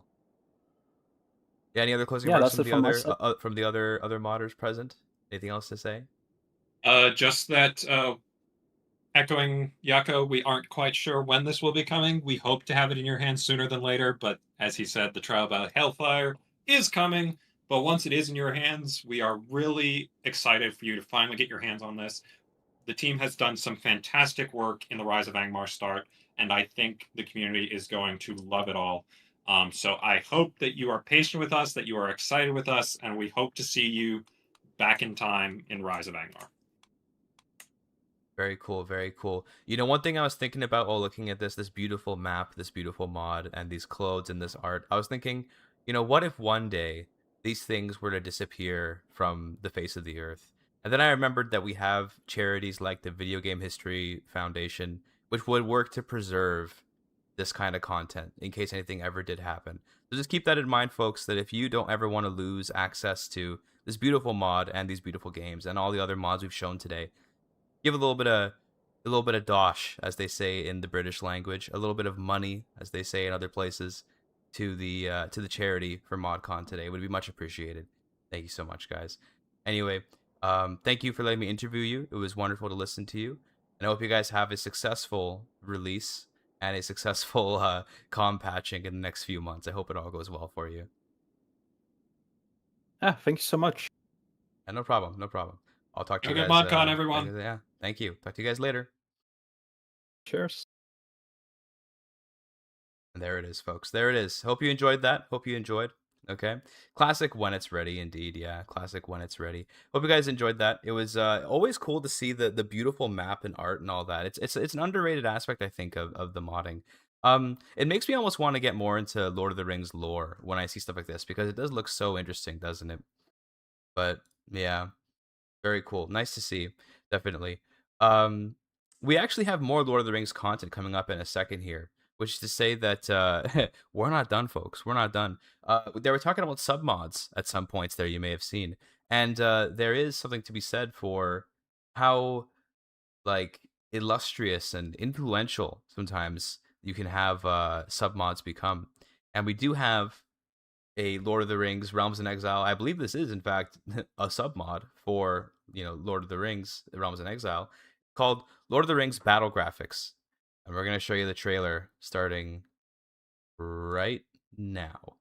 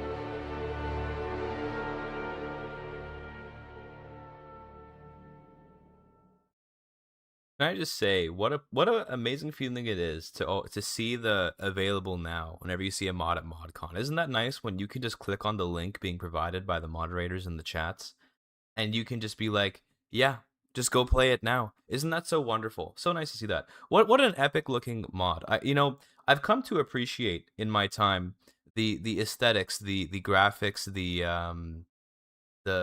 the look of things more and more as I've gotten, I say older as if I'm like old, but something I used to never really care much about graphics much, but seeing those armies on the map there, very very cool, very awesome. I just it must have been so much work. It must have been just so much to do. It's so cool to see. It's so cool to see. What can I say? From what I understand, the mod, as it mentioned kind of in the trailer, there is a collaboration between the Battle Graphics mod and Lord of the Rings, Realms in Exile, and then also the Dauntless Days. So it's got some heavy hitters behind it, and it looks so beautiful. And I'm hoping that maybe the guys behind this might one day step out and also do stuff maybe for like After the End, or whatever. That's just my personal hope. That'd be kind of cool. But so nice. It adds so much to the game to have the cool looking armies and the graphics for the battles and stuff like that. Very very nice. Before we move on to the next mod, which is also I think more graphical in nature maybe as well. It has some mechanics stuff too, but it's got some cool graphics too. There's another giveaway happening for this time EU5. I believe it's Ultimate Edition. It's EU5 with a couple DLCs. It's EU5 Premium Edition. Sorry. I didn't mean to deceive the community here. EU5 Premium Edition keys. So join the next giveaway, which I think will be a very similar link. It'll just be like another, put your name in and then you'll be entered into a list. So if you're into EU5, then you can get yourself some EU5 keys, which is pretty cool. Very ironic to give out the CK3 keys during the Victoria 3 section of the ModCon, and then give out the EU5 keys during the CK3 section. I'm just saying that masterfully played, ModCon organizers, okay? Masterfully played. But that aside, the next mod is a mod called Yingzhao Fa Shi, which I don't know how to speak Chinese, guys. I'm sorry. Well, that's the only thing I know how to say.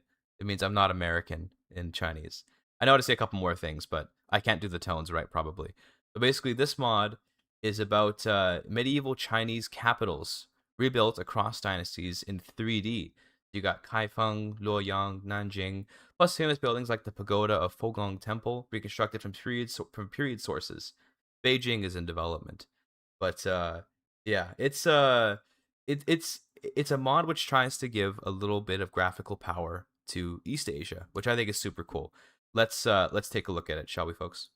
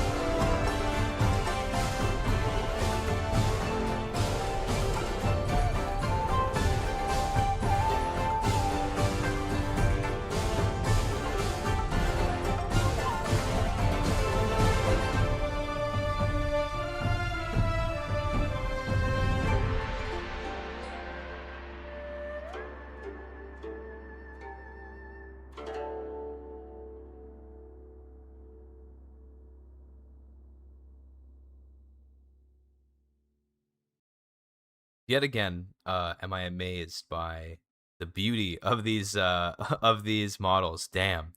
And it really does improve the game, I think, to have these kind of things going on. It's crazy. The colors were so nice. The shape of the buildings was so nice. Like the cinematic look, the shadows. It all looked so good. Amazing. Absolutely beautiful, beautiful work. Like, damn. It takes so much talent to make this kind of stuff. So much time and talent and effort and skill, and just my mind is blown every time I see stuff like that. Just amazing. Absolutely amazing. Um I I don't even know where to start when it comes to talking about like I, as some of you may know, because I have a mod in my own show here. I do a little bit of modding. However, stuff like these graphical mods and stuff like the like UI mods and stuff, like they're so just beyond my understanding of how difficult it must be, because I already find simple things like scripting out like one decision to be so much work. And not to say that modding is so unapproachable that you could never do it unless you're some master of everything, but more to say that when you start learning how to mod, you understand like how difficult it is to go further in learning more about modding. I'm at like just the baby steps of learning how to properly mod, and then these guys are so far beyond with how much skill it takes. So nice, so beautiful. I believe as well, beyond adding the graphics, it also does add the special buildings, which may have some modifiers. So it does affect the gameplay as well a little bit. Like I think if you had like the porcelain tower, you would get, some bonus for holding it, like you would many special buildings. So even if you are just a gameplay gremlin, okay, a gamer, a true gamer, you don't care about how things look, then you can still get some value out of this mod by just enjoying some of the special effects, the bonus taxes, the development, whatever effects it gives, that kind of thing, which is always nice to see. I do enjoy mechanics as well as some graphics. Thanks, by the way, to those of you that donated in the past little while. I appreciate the donations that have come in. Thank you so much, guys. I think that the charity will be overjoyed to know they're getting even $1, let alone the impressive amount of money that we've raised so far. Thank you so much. Don't forget, by the way, to join the giveaway. We're gonna have a sort of a long presentation in a minute here. So if you want to join the giveaway, now's the time to do it. We have up next the performance discussion, which is something that I sort of have had a hand in. I interviewed a couple of mod builders who mod builders. It's a strange way to mod developers, we could say, mod people, mod makers, whatever you want to call them. People who work in the mod industry. Okay, interviewed a couple people to ask them about questions about the way that mods affect performance for the game, because everyone cares about performance, right? Nobody wants to waste their time. Nobody wants to sit around doing nothing all day. So it's important to have good performance. So I wanted to interview them about the things that go into making sure a mod runs well, the things that go into making sure that the mod doesn't drag the game down, and what you can do to fix that. Things like how important, like how high of a priority it is to make sure that the mods run well, that kind of thing. And it's going to be a bit of a longer discussion. It's about 40 minutes, so strap in, get ready. I'm going to take a break during. I already know what's going to be said because I was there. I was there when the texts were written, or whatever the meme is. So, feel free to make sure to get some water, get a snack, whatever, sit down. It's going to be a long discussion, but one which is very interesting, one which is very it's a look, you could say, into the minds of mod developers, and so that's something which I think people are often interested in seeing. So yeah, I hope that you guys enjoy it. It does feature me pretty prominently, unfortunately, so you're gonna have to hear my voice. I'm gonna have to hear my voice. I hate hearing my voice, but oh well, I'll live with it. Either way, join the giveaway, and then strap in and get ready for the performance discussion. Here it comes. Well, folks, hello to my esteemed guests, Lord R, Connor, and Gib. We'll introduce them in a second, but for now, allow me to tell you about the performance discussion for ModCon 2026, where we'll be talking about such illustrious topics as the nature of the modder's position with regards to aiding in the performance of the game, some of the limitations, some of the expectations the community might have about it, and some of the mistakes early modders might make, among other smaller topics we'll get to. But before we dive into a bunch of questions, reminder to donate to this year's charity, and that we're going to have intros for the people. So let's start with Connor. Why don't you let us know who you are, what you do, and if you have something for ModCon this year, what you're doing. Yeah, so I am doing a lot of things, like, on many places. On Hearts of Iron 4, I have the Millennium Dawn optimization submod, and then on EU5, which is my main game right now, I'm the lead of the community mod framework. I have Faster Universalis, so heavily performance mod, and then I have improved subject management, construction manager. I work on Gorp UI, and a lot of other various EU5 mods. Very cool. Very nice.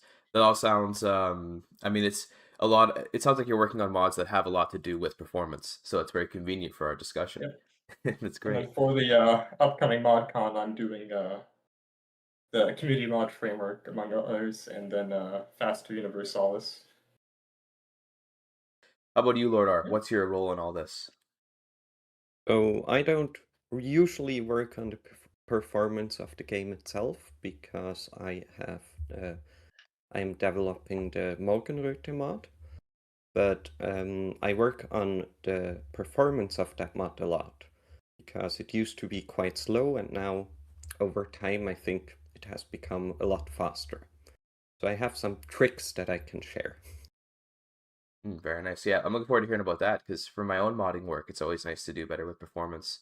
Although, I find anyway, not to get into the questions right away, I find that a lot of times I don't think about it too much, which could be a mistake as a somewhat new modder. But before we get more in depth on that, we also have the Gib here with us. What's your role in all this, buddy? Hello, I am the Gib. I work on the expanded mod series for CK3. I largely nowadays go in when they're ready to release and fix a few problems with it. I also have a couple of my own personal mods, which is where I learned a little bit about performance. These would include name packs expanded and unified UI, largely going in and breaking the game and then realizing I break the game and having to go back and fix it. So Very cool. Yeah, I've definitely seen the expanded mod packs around, and I gotta say it's an honor to be around such illustrious guests, such prolific modders. So thank you for making the time for me, guys. I appreciate it. Is there anything most modders get wrong? Yeah, I mean, there's a lot of mistakes per se. I will say I generally don't think for most mods you need to over optimize, worry about performance. A lot of people get honestly a mistake some people might do is worry too much about performance when it doesn't really matter. But once you start making a lot of changes, you have to worry about these things. And so some things are like, how often do I run things? Does it have to run every month? Does my script have to run every year? And so a lot of people will just throw everything in monthly when it's an operation that only needs to happen once, so it should be in on game start, or it's some like very not used very often thing, so it should really only happen yearly or even like every 4 years. And so there's a lot of things like that. Another one is they'll commonly run operations that are to apply to the entire map, and they'll run them multiple times because the way the EU5 monthly ticks work is it's all the ones like yearly tick, monthly tick, those apply to every individual country. And so if you want to change the game map and you run it on each one, it'll do that same operation, like 500 times, once per country. And I see a lot of people do things like that. And so for map changes, it loads way slower than it needs to be because they're running it for every single country, not just once. So there's definitely a lot of mistakes, but honestly, it's one of those things where I think people, if you don't notice performance impact, then you don't worry too much about it. And then once you notice, then that's when you start looking at how often does it need to run? Can I, make this faster in any way? When we talk about something like a operation happening multiple times in a year, let's say, like now I'm pretty sure I know what that is, but for people who maybe have like no experience modding, what do we mean by that exactly? In the context of, let's say, EU5, since you were talking about EU5. Yep. So, like for example, I've seen mods with like dynamic cultures. You want to go ahead and say, these cultures change or they merge over time. And so, if you want to go ahead and merge two cultures or make it so that you change the names, all you need to do is when you want that to happen, you fire the events and it happens once. But what I'll see people do is they'll put that into a monthly tick, which is something that runs every single month. And they'll check for a condition. And then once they reach that, they'll run it on every single country. So you have this same culture merge, like merging two cultures, and it runs for every single country in the game, all doing it when it only needs to happen once. And the way to fix that is you just make it so that you would do a check like, has this run? And if it's ran once, then you don't ever do it for all of them. And for some games, it depends on the game, there are actually ticks that are not on a per country, but EU5 doesn't have a monthly tick like that. It's just for every country. Interesting. Okay. And generally speaking, people would make that mistake probably because it's easier to do that than to figure out like a more complicated but better performing solution. Would you say that's true? Yeah, it's just the easiest. Like the natural thing is like, hey, I want this to run every month, so I'll put it in there. The monthly country pulse, and it runs, and you won't notice it not working. It'll just run like 500 times slower. It being fixed is something that's relatively simple. It's just something a lot of people don't even think about. It's one of those things where I think once you think about it, you can figure it out pretty easily. It's just people doesn't really come to mind initially. Connor already talked about the frequency of calculations, and the other huge aspect, in my opinion, is like the complexity of it. So, for example, it's not a problem if you check one variable every month, but as soon as you, for example, check every character of every country every month, that means it's way slower. So one trick is, for example, to think about the order of triggers, because if you start with the more calculation intensive ones, then it's going to be slower. So the best way to do it is always to check the triggers that are the easiest to calculate. What sort of triggers are easier than others to calculate, would you say? I think variables are pretty easy, like checking the year, for example. And then it really depends on what you are doing. For example, all those any character or any country ones, they are pretty heavy. So that's you because always there's want a lot of characters in the game, right? That makes exactly, that makes yes. sense. Yeah, okay. Yeah, I actually had a good example for that. Sometimes your order of how you calculate things matters. So, like if you had a guessed who board of 100 characters, two of them were wearing crowns, one a guy, one a girl. The better question to ask first is my character wearing a crown? Because then I only have two characters to check if it's a guy or a girl, instead of saying, hey, is my character a girl? You're putting 50 characters for the next check for a crown. So if you can split that 100 characters down to two and then check, it's going to be faster than going from 100 to 50 and checking again. And that's the kind of skill you probably get from just experience with modding, right? Like knowing what checks will help you to reduce the amount of calculations you're going to be making. That makes sense to me. That makes sense to me. I'm trying to think if I ever run into a problem where I need to do a bunch of checks, but generally speaking, I think so far in my modding career, I have not run into issues where it's like, oh, I have a million things to check, and then I can't like, oh no, like that's going to result in a bunch of performance issues. That's why I think if you're a new modder and you're listening, I think like everyone has more or less said so far, it's not really that big of an issue until you get into the big leagues, like the real big mods. So it makes a lot of sense. But still, it's interesting to hear. Gib, I know you just jumped in, but do you have anything you want to add to the question of mistakes new people make first before we kind of move on? I would say that the only other type of mistake is it's a very small mistake, but the easiest way to understand how intensive your script will be is that you have to remember that you're telling the application what to do, not the computer. So you're going through a middleman.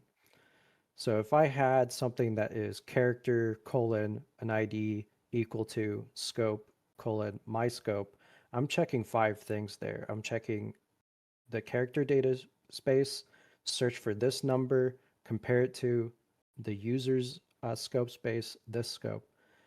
If I'm already in the character space, I can put this, which reduces, my checks to 4.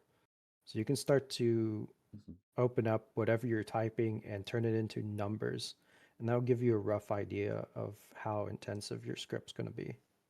Very interesting. Okay, good to keep in mind. It's interesting you mentioned the if you're already in the character scope part. I hadn't even thought of that. Where like switching scopes constantly will cause more problems.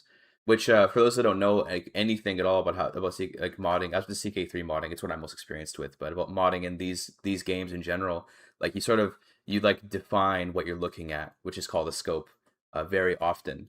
So it's being able to keep consistent with where you are is a good idea, I guess. Interesting. Do you have any stories about sudden performance regressions on a new patch, and how did you solve it, if so? So it's like kind of, but part of it is things I didn't solve. So like in EU5 1.2, there was a lot of issues with the GUI that had insane performance drops, and it's I actually started working around it, or I was fixing it manually, and then Paradox ended up fixing it. And this doesn't happen that often. I'd say the biggest drops I think I've had were just because Paradox changed one of the GUI or script function I'm using, and so instead of it actually loading, it just errors out. And with the GUI, since it's erroring out every single frame, especially it can lead to just direct FPS drops. But it's not something that I necessarily fix that often. It's more something Paradox causes and then fixes per se. Although you didn't fix it, you mentioned that you had been trying to do like some workarounds, I think. What was like you don't need to go into super hyper detail about it if it's too technical or anything, or whatever you're comfortable sharing, but what was that like, I guess? Yeah, it's more like the GUI element I was using, which was the same for see, I don't know how to describe this without being very specific, but it's just switching which element I was using, which bugged out and was causing like insane performance issues when people were opening the menu. Uh, and I forget the exact one I was. It was actually a data type method, which is something that loops for like a variable list to load a GUI dynamically. But it's effectively switching from like an HBox to just something else. Though I don't actually remember the exact issue at the time. But that was fixed relatively quickly because a lot of people noticed it in game, and then Paradox fixed it, so it turned out not to be necessary. Any experiences you have like that, Lord R? Of times where performance suddenly dropped and you had to work around it? I think I mostly had the opposite, that an update actually improved it and made an workaround I had unnecessary.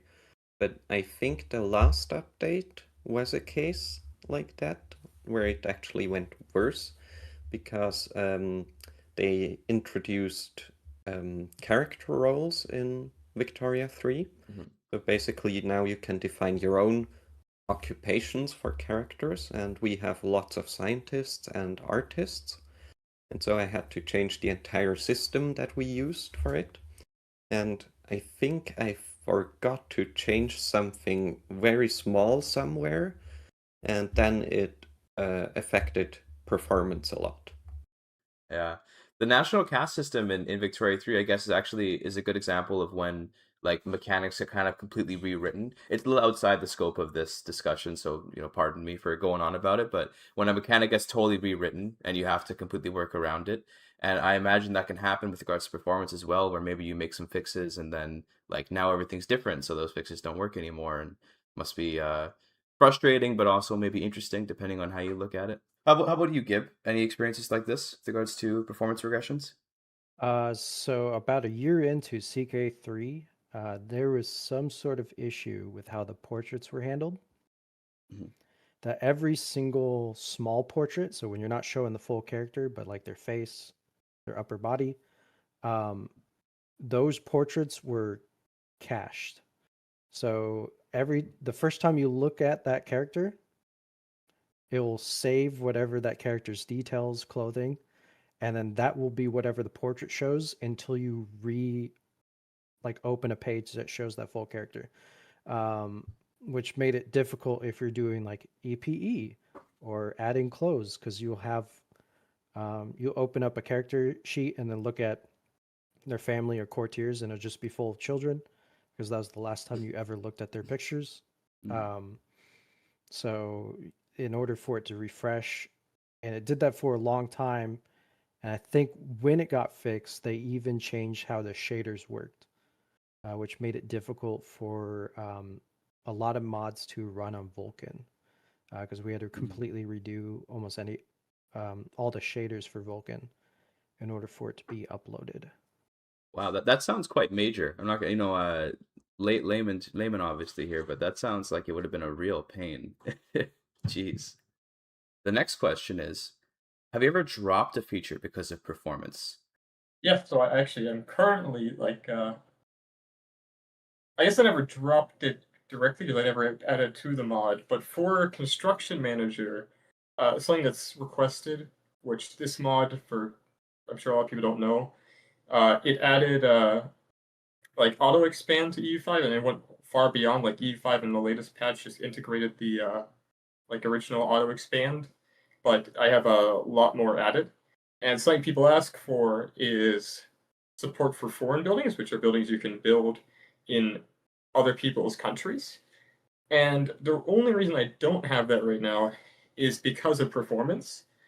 Since when I'm building a building in your own country, looping through all your own provinces is kind of the minimal time I can do. But once you have to do a building in anyone's country, you now have to loop through effectively every tile in the world, and there are things I can do to prune the amount of locations I have to evaluate. But essentially, until I do a large performance rework on it, I have it say it's just disabled for foreign buildings.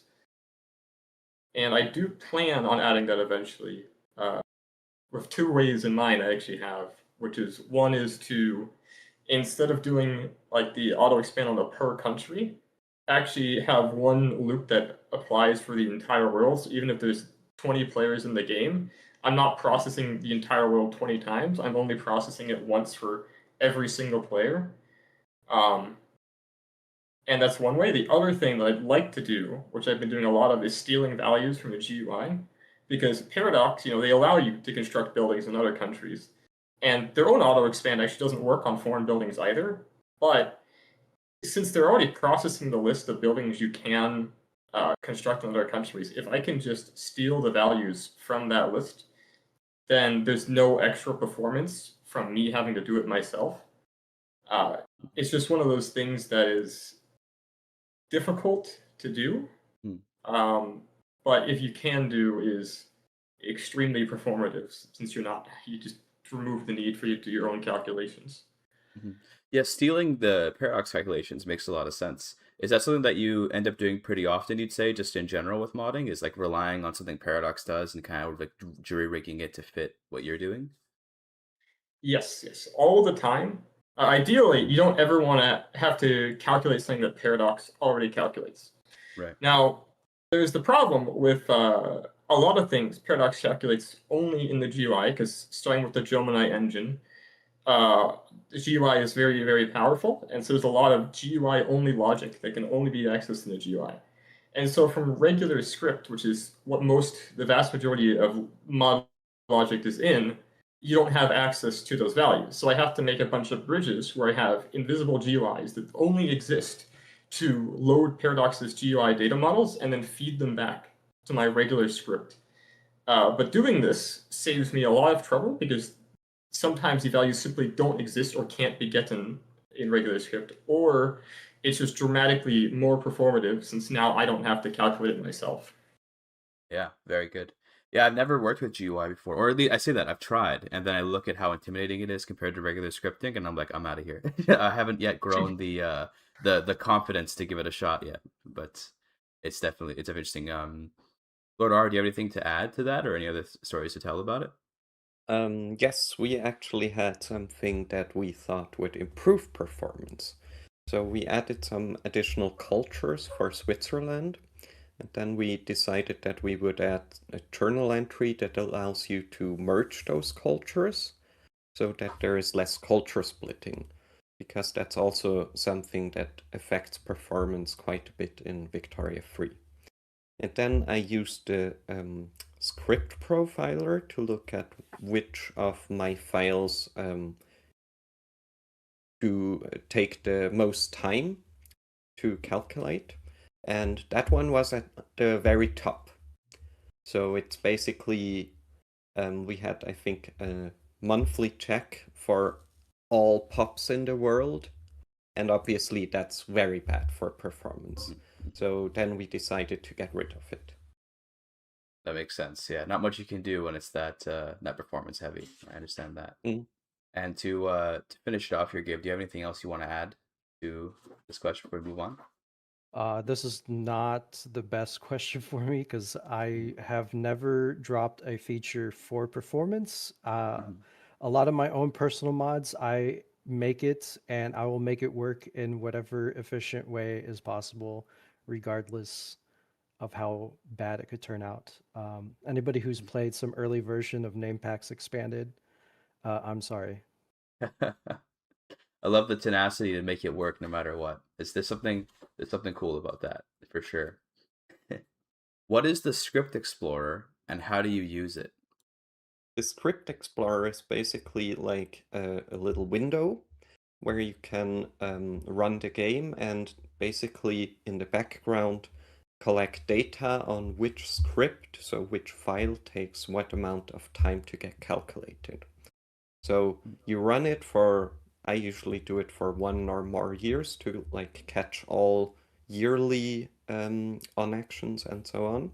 And then you get a very long list of all the files, usually, I think. No, it's actually the specific entries. So for example, this on action used this amount of time.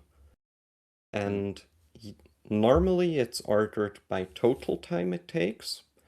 And I usually go through that list and look at our top entry. And then I look at our code, our scripts, and see if I can improve it somehow. And then to compare it, you can also switch it to check the time it takes for each execution of this script. So each time it gets activated. And then you can kind of compare how much you improved something. But it takes a lot of time to actually go through those. So I would have more to say, but this is actually the first time I've ever even heard of this thing. So where is it accessible? I know it's a very basic question, but how do you even get to it? You open the console, and at least for Victoria 3, there is a button called either Script Profiler or just Profiler, and then you just click it and it opens. Interesting. I imagine it'll be similar for most of the games. Yeah, so as he said, he definitely explained the script profile. That's pretty much the same across all like Gemini engine games. Now, there is also a GUI data profiler, and these are accessed through different means. Like I always use the command for it. I'll press the button, but the script profiler, which is what affects regular script stuff, is script.profile.gui, and then for the GUI profiler, which is specifically looking at GUI, it's GUI underscore data underscore profiler. And they both are effectively serving the same purpose, just for different places. And the GUI profiler, since a lot of my logic is in the GUI, even though it's not really GUI work, it's stuff that's building buildings and stuff, but it's all working through an invisible GUI. And so I often am working in the GUI data profiler for that. And it all works the same. The only thing you'll see a lot different is with GUI, you will generally have it so that everything is, each individual call is like 0.01 milliseconds, but you'll have tens of thousands of calls because these are happening, every single frame, everything in the GUI runs, and I actually do stuff to prevent it from running, but it just looks a bit different than the regular script profiler because of that, where you'll just see mainly the number of calls being the largest impact. And the other thing to keep in mind about it is it's not it's not measuring the full time it takes for a frame to render in the game. It's only measuring the time for the GUI functions to run. So it could be that your GUI functions run in 0.1 millisecond, but what you create with that is an insanely complex thing that's hard for your graphics card to render, so it actually takes, 10 seconds a frame and your game's frozen. That's like the practicality versus theory, I guess, right? When it comes to actually your GPU rendering what's being shown. Yeah. Yeah, this is the CPU work queuing up stuff for the GPU effectively. Right. But there are some cases where this typically only happens with like errors and textures and stuff, but it processes it sends it to the GPU, and your texture has invalid metadata and it says it's a billion by billion image, and the GPU just gives up. That's funny. Yeah, okay. We're gonna go to the next question in 1 second, but I want to ask one more small follow-up on this, which is, for those of you that use the script profiler, would you say that it's important to know how to use it if you want to start modding or if you want to get into modding? I think it's important to know, like, as I said, I don't think you should over care about performance, but the instant you start worrying about that is going to be the most important tool for you. Gotcha. And it's something that you should also probably keep in mind if you're not too worried, so that you can tell like how much of the game's performance is just my mod, because you can just check that, and even if you're not too worried, you load it up, you run it, and you see, wow, my mod is like 1% of the game's performance impact, and then you don't worry about it. Right. So it's almost a good way to just sort of check, like, okay, do I need to worry about performance? So you do a quick check, and then, you're good, maybe not. Okay, interesting. Is there a way to find out how much your mod affects performance compared to vanilla? I guess this kind of is very similar to what we just talked about, isn't it? But Yeah, there is a very easy way. Almost all of these games you can put into the launch options. Forget exactly what it is for CK3, but it will actually run like 1 to 5 years, where it just kind of browse the map and just run as if each character is being calculated in CK3, right? And then it'll output to a log saying, this is your longest frame time, this is your shortest frame time, here's your average frame time, this is how many ticks that we did total for over this course of a period, and this is the average time per tick. And you can just you can open up CK3, run it vanilla, and then run that launch code option the next time.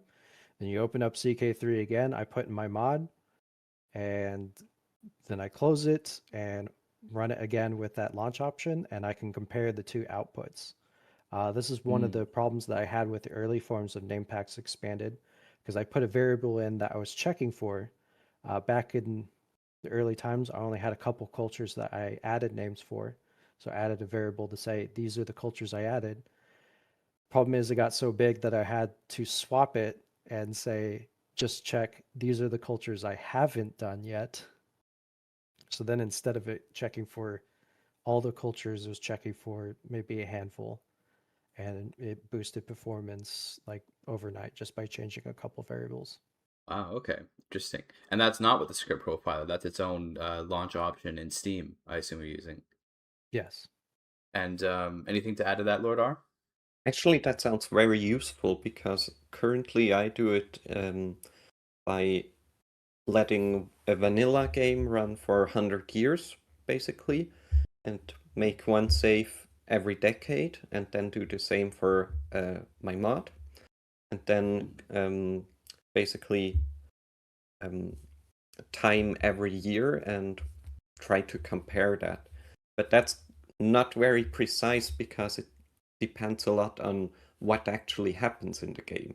So for example, if in the vanilla one there are hundreds of wars, then it will be way slower than with my mod. People who, even if you're not doing mods or anything, if you ever play CK3 and a crusade happens and you can feel the performance drop, like I imagine you're trying to test your mod's performance, and then there's like way more crusades than normal, and suddenly you're getting false info, right? That sucks. Anyway, Connor, do you have anything to add before we move on? Yeah, I'm just kind of going back to the previous. I think the script profiler is what I use the most. And then I'm also with Lord R, where I just run the game for a period and then keep testing. Yeah, I actually I kind of automate it to a degree where I use Pavlov's macro creator and I have it so it automatically like checks for the like dates, so it knows when to pause the game for me, and then it times it in between. It's not really a general use case time of thing because it takes a very long time to set that up, and I think it's if you're not doing that so much as I am, it's probably not going to save you time to try and do it. But for me, like with Fasting of Versailles especially, I relaunched the game to test my changes hundreds of times, so automating it probably has helped me there. What are the most important things in regards to performance? If you want to improve your performance, you need to go in with a plan and know when to limit yourself.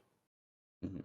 However, I will say, as somebody who's also created bad performing mods, don't just limit yourself to improve performance. You should be having fun. True. Yeah. When you say having a plan or like limiting yourself, what are some examples of ways that one could limit themselves when they're making their mod?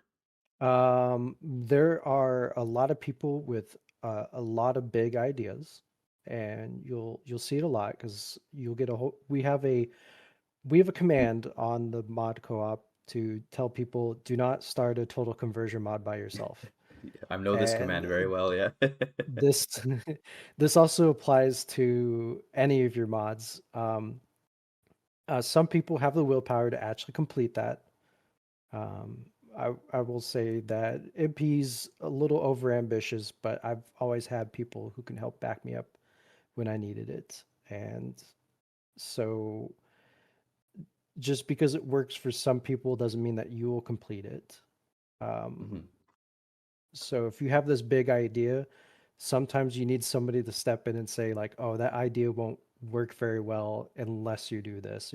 You kind of have to Mhm. accept some help and narrow that focus down until you turn it into something that A, you can complete, and B, you'll be satisfied with. Okay, I want to take the question and kind of expand it out to Lord R and to Connor as well, especially with regards to talking about like planning for something like this. So when let's say you're starting a fresh new mod, which I don't know how often you guys are doing that these days, but if you can reflect back to the past, maybe how much planning do you put in, just in general, and how much of that planning is like the performance planning, if any? I think I don't do a lot of planning on performance, but whenever I work on a mod, whether it's a new one or my current one, I try to ask each time, does it need to run this often and does the trigger need to be this complex? And most of the time it's okay, and sometimes it's like, yeah, this should really not run that often, or that trigger is too complex. Can I find a better solution for it? But as we said at the very beginning, I think it's really just important if you have a big mod that probably affects performance a lot.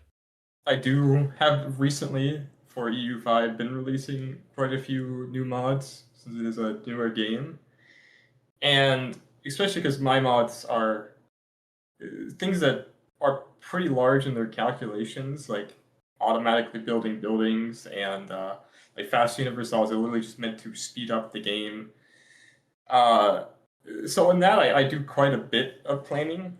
Like I always planned on limiting it to your own country to not do foreign buildings. I just thought that's out of the scope for now. I'll get to it later if I do.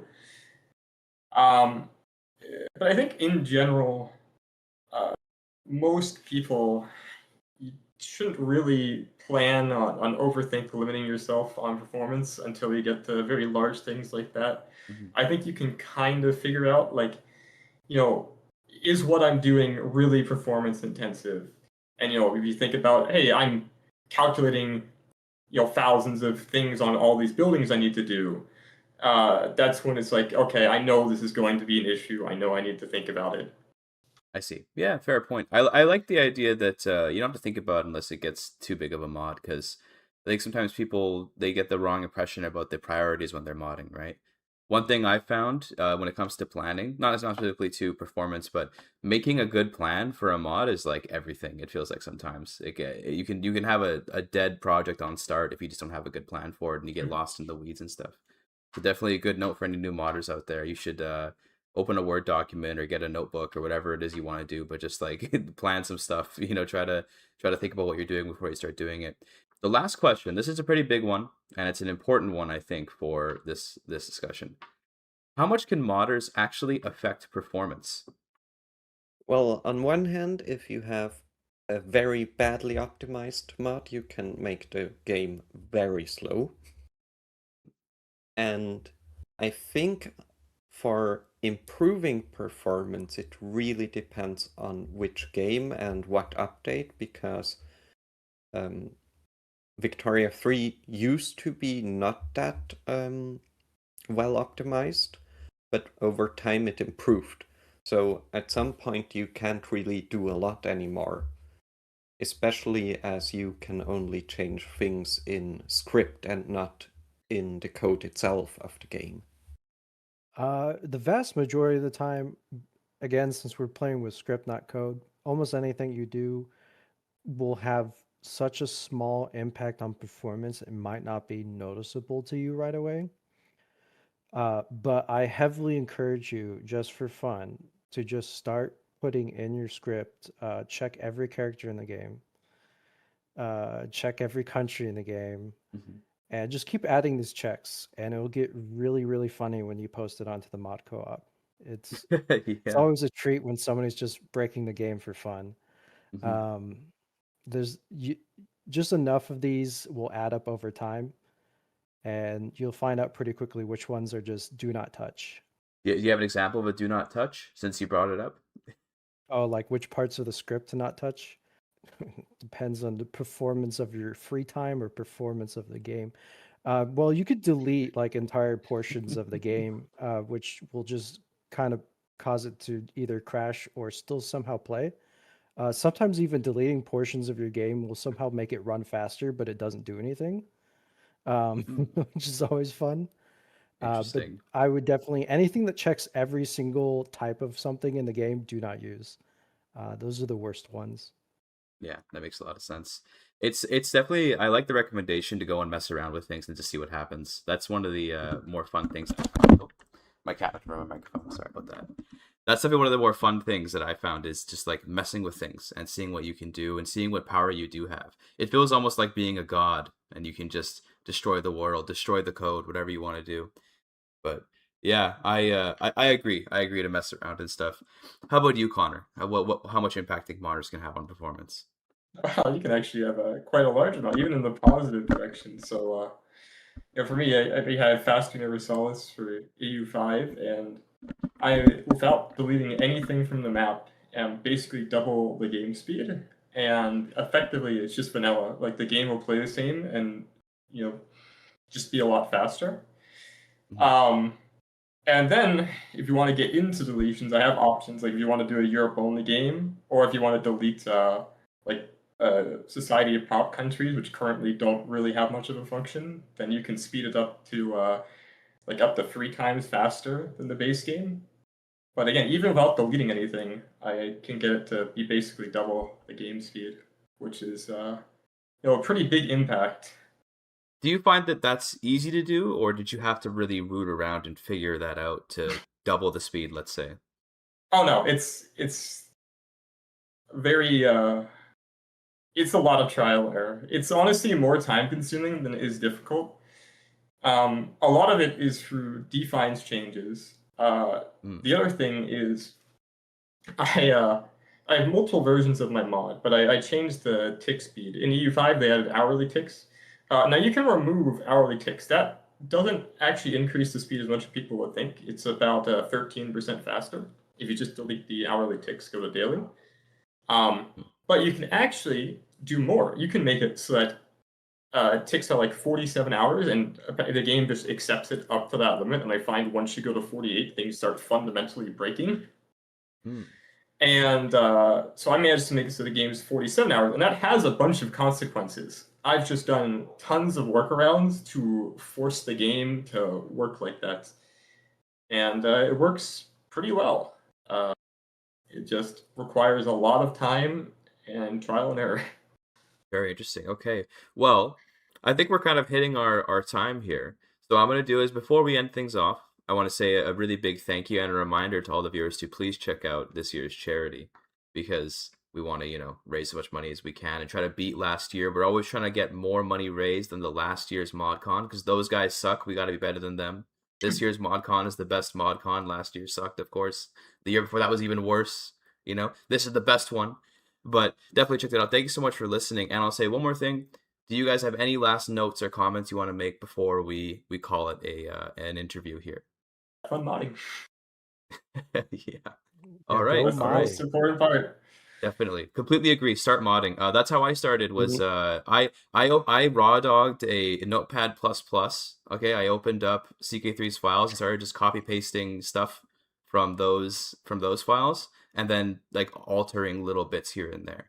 And that's, nothing, no shame about that. That's how you start, is by having no idea what you're doing and just diving in and figuring it out as you go. Although it's time consuming, I will say. It could be nice to get some guidance, but if you have the time for it, then yeah, just dive in and start doing it. It's been really fun modding because I only do it in as a side thing, like I'm like a YouTuber first and then I have my own social life and stuff too. So modding is like the bottom order priority for me, but I still love doing it when I find the time for it. Anyway, thank you so much, guys. I really appreciate your time, and I'm looking forward to seeing more of the wonderful mods at ModCon today and the next day. Wow, that guy sure can talk. He had these guests, and it was as if they weren't even there because he just ate up so much oxygen in the room. Crazy, but yeah. Well, what a wonderful little talk. What a wonderful little presentation about modding. I find it such a fascinating field, not to consume more air than I already have. Rather than talking about me, because who the hell cares about this guy, okay? We could talk about the next mod, which I just looked at what's next, and I just realized that as I'm ragging on myself, the next mod is actually my mod, which is Accumulated Legends. It's a mod which is about overhauling the Legends system. Now, some of you might know that when Legends of the Dead came out, I was kind of a generational hater. I was kind of like, yo, this DLC, I didn't like it much, okay? But I told myself that maybe it's time to stop complaining and start fixing. Stop whining, start actually fixing the things you don't like. So I made this mod, and when I made it, it was quite simple, okay? It wasn't much.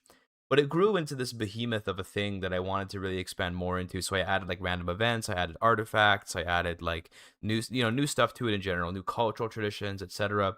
And then because I'm a busy person, this shit just died. I stopped updating it for a long time. I went back and made one more update where I just made it so it functions, and then I let it die again. But now I want to bring it back and actually make a working mod for today's CK3, and then it'll probably break in September when the next DLC comes out, and maybe I'll fix it. I don't know. Like I mentioned in the performance discussion, I put in time for modding when I have the time for it. So without further ado, here's Accumulated Legends, which is a mod that I have made for ModCon. From the glory of the past does every king derive his noble line. In some cases, from parent to child, and from throne to crown. Other times, from blade to blade and boot to boot. It's the way of every ruler to add the achievements of the great figures from history to their own, and to revel in the idea that one day, future generations will do the very same for their own achievements. The Achaemenid Empire, one of the greatest of its era, and one only overshadowed by the Macedonians that destroyed it, is a source of great inspiration to me, and in particular, its status as a, quite literally, legendary empire.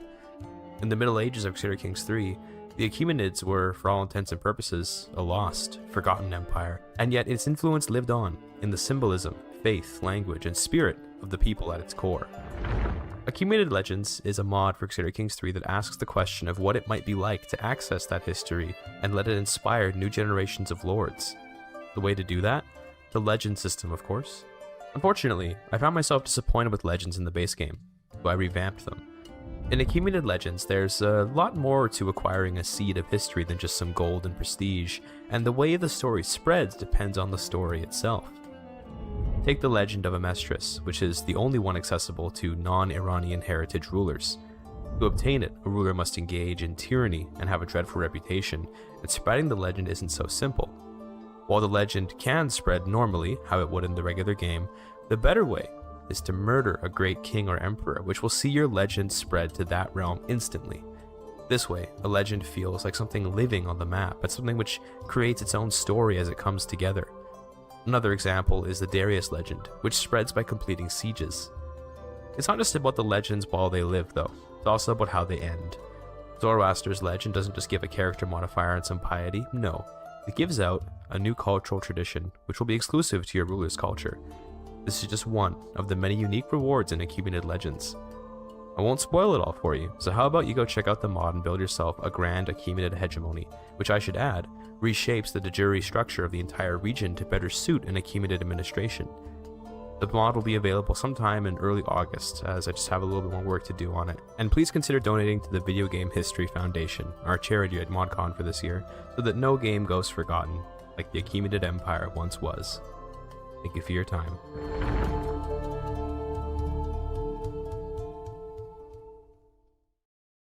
Wow. Wow, what a cool little mod. What a cool little mod. It's not quite ready yet, folks. So the one that's on Steam right now is a little outdated. You're going to have to down patch if you want to play it. But it's working, though. It has most of the mechanics I want to have. It just doesn't have the new legend spread mechanics. I wanted to put some time into figuring out how to make it so that legends can spread more uniquely. And I'm really excited to do it. Don't quite have it in a working situation yet, but I want to get the one working where when you kill a king, their realm embraces your legend. I think that'd be super cool. But I do have the one working where when you occupy a county, it spreads legend to that county. So super cool stuff, in my opinion. It's easy to say that when I'm the one that made it. Of course, I think it's cool. But yeah, it's like I said, it's available now, but it's an old version. So the update's going to come out sometime early August, where it'll be updated to the current patch of CK3. That aside, I hope you enjoyed it. It's deeply humbling to be featured on ModCon, so thank you guys for having me. Much appreciated. With that, okay, we can move on to the next mod, one which I'm actually also very excited to see, if only because lately, okay, I've been playing a little bit of Rogue Trader, Warhammer 40k Rogue Trader. You know, Abelard explained the next mod. You guys know, those that have played, you might know. I'm pretty new to the Warhammer world, but we've got a Warhammer mod coming up, Geheimnisnacht. I hope I said it kind of right. I don't know, but Geheimnisnacht was a mod for CK2, which basically is a total conversion, I guess you could say. It overhauls the game, turns it into the Warhammer fantasy world. Now, I believe it's not Warhammer 40k, it's Warhammer Fantasy, so it's like, you know, before they started going into space. So I'm more familiar with the 40k kind of area. That said, I say I'm familiar, I'm not even familiar, okay? I've played Blood Bowl, and I've played Rogue Trader. That's all I've got. But Geheimnisnacht promises to give the Warhammer experience to CK3, which to me is very exciting. I do really enjoy Warhammer lore. So without further ado, okay, enjoy this trailer. Also, after the trailer, we're going to do the giveaway, so join the giveaway. EU5 Premium Edition keys being given away after this trailer. Join it while you still can. All right.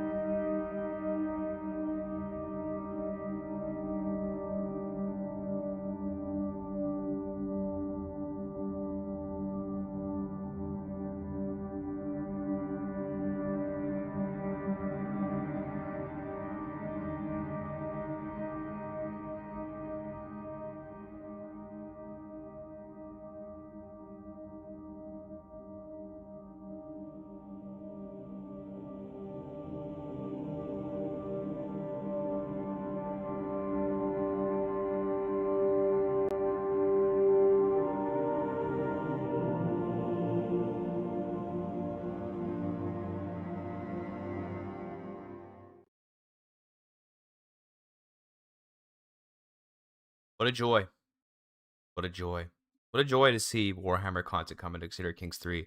I gotta learn more about the fantasy world. I'm just not very familiar with that with that lore, unfortunately, so I don't have much to say about it. To me, it's all just a list of names and stuff. But obviously, it's just such a cool world. So interesting to always see more of it. I'm so glad it's there. But before I move on to the next main event, which is going to be Godherja, which I'm sure some of you, or probably a lot of you, are very excited to see, we do have a giveaway to do. So it's what do you call it? It's time for the EU5 giveaway real quick. Sorry, it takes me a second to set it up because I'm just slow at things, but I believe that's all good. Okay, so we can play it now. Okay, here we go. We're gonna spin the wheel. All right. Hopefully, best of luck to those who have submitted. I hope that you win. I hope that you. That's right. I'm talking to you, chatter. You. I hope you win, whoever you are. Okay. Good luck to you. We're gonna do 3 of these keys. You have 3 chances. Here goes. Exciting. Oh my god, it's so exciting. First key is going out to, looks like it's Craig underscore, last name underscore, first name Krieg. Congratulations. Be sure to contact the ModCon organizers to get access to your key, my friend. Okay, we have 2 more to give out. Here goes. I forgot to remove the guy's name again. It's fine. Okay, don't worry about it. If he wins it again, then we'll just do a spin again. This one's going out to Sun Eden Liza. I'm gonna split it this way. Sun Eden Liza. Thank you so much for participating in the giveaway. Hope you enjoy your copy of EU5 Premium Edition. Thank you so much. We have 1 more key to give away.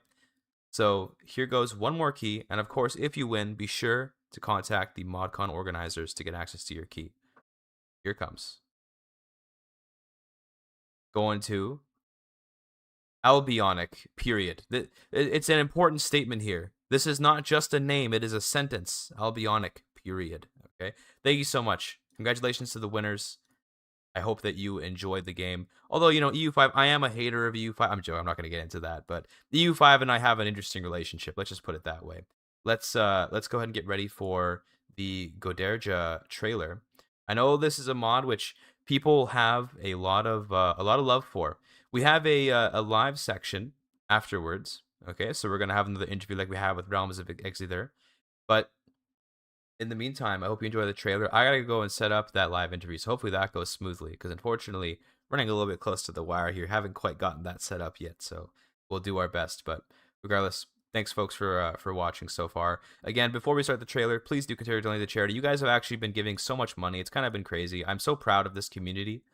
In the words of that one YouTube Rewind scene, I'm so proud of this community. Thank you guys so much for the great donations. I really appreciate it. And video gaming appreciates it. Every gamer in the world appreciates it. Thank you so much.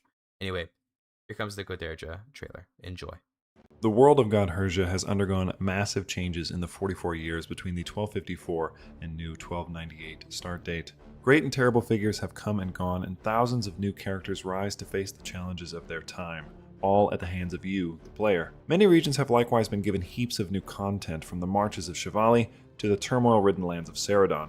With over 40 pages of changelog for this update alone, there's a ton to show you. But before that, let's briefly go over the new bookmark as it appears when starting the mod for the first time post-update to give you a general sense of where this video will take us. The 1298 bookmark is divided into 6 sections. 1. Legacy of the Witchbreaker, which broadly focuses on the sons of the recently deceased Senwar. 2. Trouble in the East, which features Kashyria dealing with the growing threat of the fog, and rise of the supposed spirit of Odachet himself.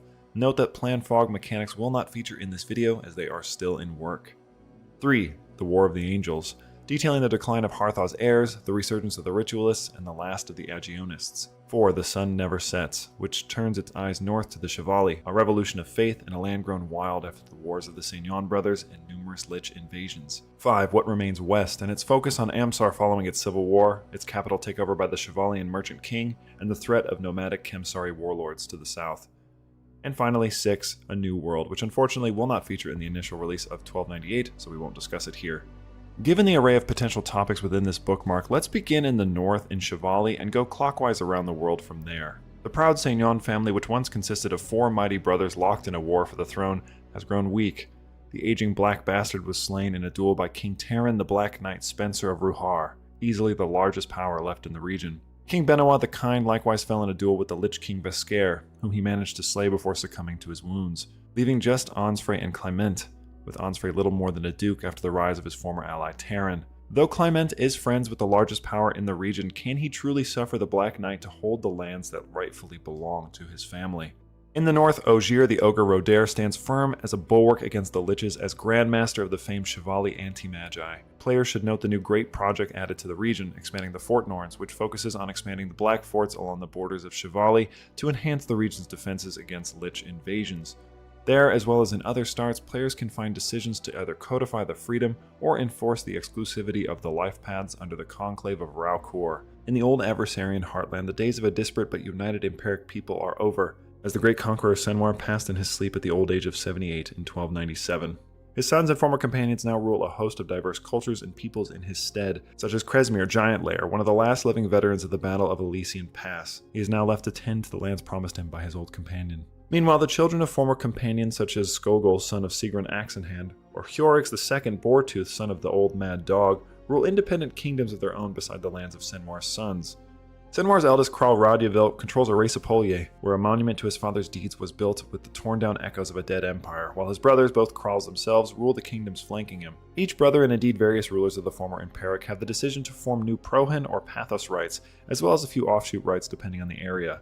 Regional tribal governments can also now become aristocratic, or feudal in a sense, through their conversion to a right. Now, I'm sure players are undoubtedly curious as to what became of monumental enemies of the Empiric like Aeshraes, Scorus Skulltaker, or the Black Sun Nicodeneus himself. Their histories are there for you to explore in-game, as well as the histories of virtually every major and minor figure of the last 4 decades. However, another fan-favorite Legend Hecata is still around and rules as the queen of a large realm in western Aranoy called Anoteria. She likewise has a unique decision to form an empire in the east. The neighboring kingdom of Sesmonis is also ruled by a descendant of a former Empiric member, Eohar, child of a Chake who fought at Elysian Pass. She has the unique decision to reform the Sarminian culture, as well as to adopt the new Skyrite faith. There are also numerous other regionally specific decisions, such as the decision to form the Kingdom of Salak for the Irosi in the former Malkoi region. But not every change is massive. In places like the Redlands, a brand new cultist government type, a form of mage-ruled magiocracy, now dominates the region. Smaller updates like this are all over the map. There is also the undoubtedly noticeable new Maikrata, which is admittedly a bit more major, so I will discuss that later when I talk about the new magic systems. For now, let's move further east, a land largely dominated by nomadic horse lords such as the Mukhadamd and the Curie Dorigs, alongside the previously mentioned realms of Hecata and Eohar. To the south, pirates vie for control of the seas and battle to become the Pirate King. A little further east than that, in the lands of Kashyria, players can find the spirit of King Odached himself as mentioned in the bookmark. Surrounding him is the new Odachedian admin government. Odachedian realms integrate content from Khans of the Steppe and All Under Heaven to give the Kashyrians an immense amount of new flavor, such as house attributes to diversify gameplay styles and administrative gameplay. This new government type expects extremely high legitimacy with the unique Odachedian legitimacy system, and adds a new trait track for the governor called Reshirin for improving your skills in the Odachedian system. There's also a new remodeled Paisa system called Arals, which are used to advance in title rank. The next region, Dahangan, or the farthest east you can go on the map, has been expanded from the ground up in nearly every direction content-wise. Now featuring a host of new decisions for players to explore, there are dozens of new traditions found throughout the region, such as the Daerek warrior queens and hydraulic polities. New regional innovations like the Tilolan system and bronze metallurgy, which give access to the bronze cast mortars men-at-arms unit, and unique faith tenets like dark worship for the Saldika, which give worshippers a bonus to dark magic affinity, and Skullmount for the Binyar Institute. Now before we move across the sea to Ceridon, I want to briefly touch on another new system that various rulers we've already discussed have access to. These are the new collections of knowledge, accessed through the new Pursue Learning decision. In this system, developed provinces will have collections of knowledge that can be visited by the player and AI in search of knowledge. Books can be taken or stolen from the libraries or given over to maintain a larger collection. This includes grimoires and scrolls that could contain magic not commonly available to Magi. Adventurers also have access to this feature via a small UI button over the holding that they're in. On the shores of eastern and central Ceridon, Harthau's descendants struggle to keep his dream of a united realm alive. His granddaughter Hannah occupies former Agionis lands, while her cousin, the young Bahir, rules a fragment of his great-grandfather's once mighty kingdom. Yet the two carry the torch of both Ceridon and indeed the Wardenite faith, each holding the last 2 major Wardenite realms in central and eastern Ceridon respectively, after the resurgence of their ritualist enemies, who spread rapidly following the internal collapse of the western Mamuramat. An event which eventually led to the new War in Heaven, a massive grand struggle across the region which I'll discuss shortly. For Bahir, just 14 years old, threats within and without threaten the young ruler and his kingdom. But should players survive his tumultuous youth, they have a unique decision to reclaim the eastern lands lost in the Battle of Al-Jafaraz in 1283. Can Bahir restore the lands of his great-grandfather, or will he, like those who came before, let the realm continue to crumble beneath him? As for those former Agionis realms, just one order remains, the Thesian Order of the Bleeding Martyr, a landed Holy Order government type. Though they are severely weakened since the wars of Harthoth some decades ago, they, like the Ritualists and Mordenites, have the opportunity to end the War in Heaven grand struggle in their favor. Actually, they have two options, which is interesting. Spanning Central, Eastern, and Far Eastern Ceradon, the War in Heaven grand struggle is essentially multiple struggles interacting and overlapping with each other, with each being able to be ended or restarted across regions with paths for Wardenites, Ritualists, and Agionis to end the War in Heaven as a whole. Players looking for a long campaign will certainly find plenty to dive into in this region, with multiple unique decisions and goals across the realms for Ritualists, Agionis, and Wardenites alike. But for those of you not interested in grand struggles over land and faith, players who would maybe rather simulate the life of a nomadic desert wanderer, then the Great Ceradon Desert expansion is for you. Featuring a new desert situation inspired by the Great Steppe, covering the Great Desert, Kemsar, and the Boneyard, these areas feature unique seasons, updated cultures, and dynamic oasis system that appear similarly to natural disasters and can be exploited by desert nomads. There is also a new dream incubation activity, which can only be performed in specific seasons, and was integrated from the wonderful Rice mod with permission from CyberCon. Numerous new special buildings were also added to add flavor to the region, as well as unique men-at-arms and cultural traditions for various groups like the Kemsar, who have access to the new Scarab Riders cultural tradition, which allows them to recruit both Scarab Riders and Scarab Chariots. Pretty cool. With Ceradon out of the way, we've come at last to the updated Mai Krata. Now, the Mai Krata has gone through numerous changes over the course of Godherja's life, but this iteration features a brand new map and terrain that I think articulates its underground nature very well. It features updated cultures like the Beaconites, who have access to unique traditions like Lightshine due to their time living underground. They likewise have access to unique Mai Krata decisions like Uniting the Depths. There's several buildings unique to the underground like the Cavern Gate or Glomos tunnels, as well as a great project, Glomos Illumination, which grants a Glomos network, effectively increasing supply and the growth of development and control in that area. Various holdings within the underground also have lore detailing their history and significance, illustrated via purple text to give players a better sense of the area. Overall, just a massive facelift to an area players have often wondered about, but now don't have to anymore. Finally, we come to Magic, which has been completely reworked. Broadly speaking, there's 5 major new features to it, besides an updated UI, of course. They are 1. Spells for crafting magical artifacts or enchanting ones you own. Spells that are capable of doing these things will be shown clearly within the UI, as shown on screen. 2. New low-key or holding bonuses for using a location you own to improve spellcasting. 3. 24 new ingredients added to the spell component system that can be added to a spell for a cost and feature their own in-world lore. 4. Cantrips, which are spells that, instead of being cast once and then having to be recast for the same effect, are maintained over time without recasting. And finally 5. A dead magic overhaul, which aimed to bring it in line with living magic, adding several new spells that include expanded triggers, requirements, and effects to broaden what is possible within the school. Now, I know that it seems like I've discussed a lot of things in this video. It's because I have. But I promise there's even more within this update than that. And thankfully, players no longer have to wait to try it out, because as of this presentation's conclusion, Godherja version 0.4 is out. Yes, everything I've discussed in this video and more is available right now for you to try. So get out there and enjoy the update. Peak. Absolutely peak when the mod is out the moment the presentation is over. Now, I'm not going to yap too much because without further ado, why would you want to listen to me when we actually have the developers themselves? I'm just going to join their call real quick. Here I come. Actually, wait, let me first unmute my audio so that you guys can hear them. I suppose my audio was muted. Now you'll be able to hear them once I join. Hello, folks. Hello. Hello. How are we doing today? How are we? Doing we are doing very well. all right. Awesome. I'm glad to hear that. I'm glad to hear that. I'm going to pull up the Discord on screen so everyone can see you guys' beautiful PFPs. How wonderful. And then Right on. Why don't we introduce ourselves in whatever order you feel you'd like to do. Go ahead. Okay. I am Lonely Knightess. I am the lead developeress of Godherja. Nice to see you all again on this blessed ModCon. I am pleased to announce this is a disaster, but it's the least disaster we've ever had for ModCon, so we're all doing great. Todd, I'm Tog. I'm one of the other lead developers on Godherja. I'm Max. I'm a senior coder. Very cool. Nice to meet you too. I'm Aiden's, just one of the developers helping out. I work primarily on Nasan area, stuff like that. Very cool. Very cool. I am Scythia. I helped quite a few mods, but for Godherja, I largely work on our side TTRPG project and lore stuff. Oh, that's awesome. I didn't even know you guys had a TTRPG in the works. That's actually crazy. That's wonderful. Subscribe to the Patreon and you can try the beta. Oh shit! Damn, you guys might have just made some money. No, but for real, that's so cool. It's so nice to meet you guys. I've heard so much about this mod, and I've never actually tried it out myself, which is why I have just one question I'm gonna ask myself. Then we'll get to audience questions. Don't forget, audience, by the way, submit your questions with the form that I believe will be being posted as we speak. If you wanted to get into Godherja, this mod, okay, and it looks so overwhelming. Everyone that saw this trailer, they're like, "Wow, it's so much. It looks so cool."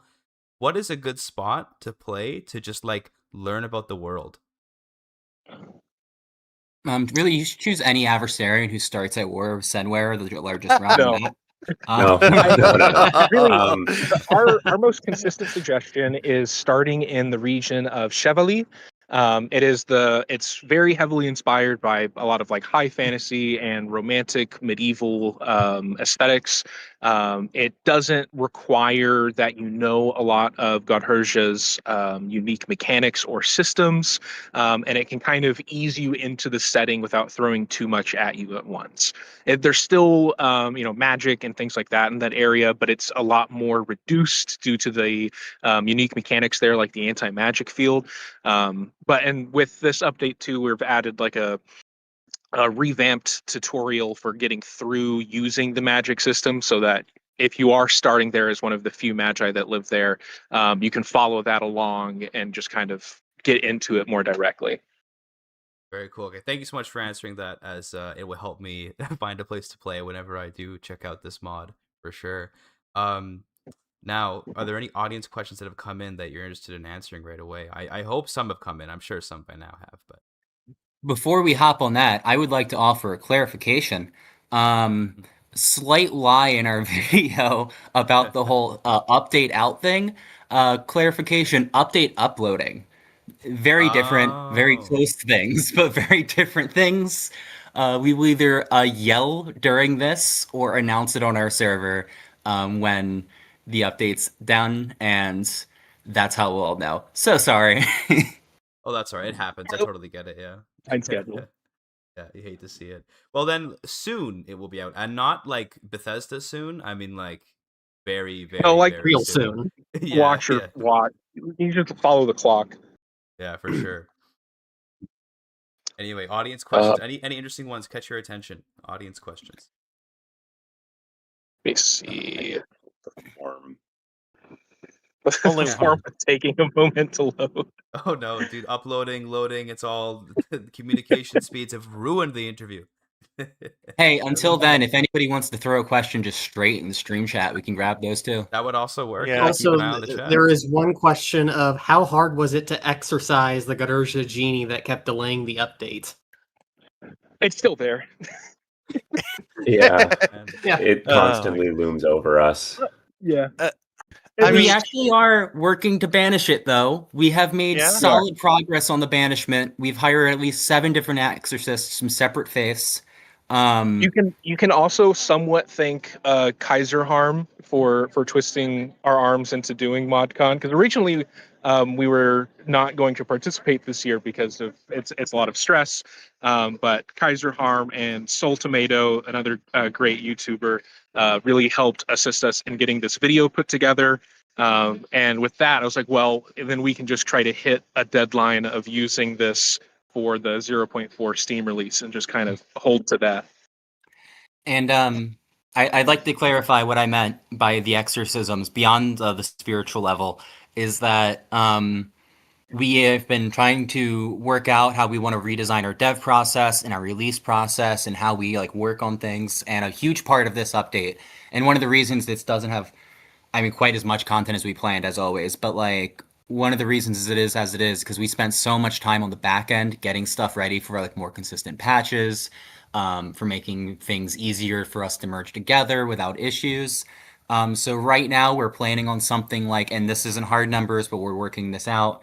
We want to continue doing like monthly Patreon patches, and then we want to more rarely push out major patches, and we also want to have regular bug patches that go straight to Steam like pretty consistently, even if the content gets held for the larger patches. And we're hoping if we do that, we can finally banish the never ever releasing genie to the Shadow Realm once and for all. Fingers crossed. Yeah, good luck with that. I hope that goes well. Another question that came in, can you say if the Griffin artifact mount would be reworked into story cycles like the dog cycle in vanilla? Yes, it was something that I had on my list and I just never got to, but it'll probably be in the 0.4.1 patch. Yeah. Along with Something many I'm also things. looking forward to expanding as well. There's some, if anybody's followed the Leaks channel in the Godherja server, there is going to be some nice content coming to Chevalier regarding a region-wide situation to represent the sort of cycle of High Kings and then the fracture of the High Kingdom and whatnot. I would like to double answer two of them. Why does that one island have red water around it? Because Eris is weird as shit, and we pride ourselves on like every little region having weird, unanswerable things going on, as well as weird, answerable things going on. So, who could say? And the second question is, can we expect more 3D map models anytime soon? We have a very long-term project we've been working on that'll have a lot of that. But in the meantime, we have one in this patch? Question mark? Or Of 3D map models? Like the statue? I don't remember if it made it into This- the merge because of there was like a substance issue, but Okay, but there we will have be one coming. at least one map model that is like right here in the pipeline. So I think yeah. it's in because I think I see on the map right now that I'm in the game. There you go. Okay, cool. No. I'm I sorry mean, that it might be the looks one. more annoying than last ModCons, by the way. I'm noticeably more trans. Nothing wrong with that, brother. Nothing wrong with that. Right on. I'd like to someone answer else grab favorite some. start. One of the coolest starts. I think one of the cooler content things in the 1298 start is the Sarminian position in Western Illinois. There is a succession crisis happening among 3 sisters and 1 brother, and playing as either one of them, you can kind of decide the fate of the Sarminian position in Illinois, and how the culture adapts. Let's see. A lot of questions now. Will Yeah, they're Celestia all be used flowing for in. Adversaria? Not quite yet, but one of the new religions does have a tenet that gives it. It's the first plus celestial tenet in the mod. So there's that, and that's a new Adversarian faith. There's also another question of why does Ace Grace know so few spells in 1254 and the need to hire Magi's to learn from? I believe we have upped the starting amount of spells that he knows in this patch, but also it's kind of one of the design principles with Magic in some regard is like building up your dynastic knowledge of Magic over time.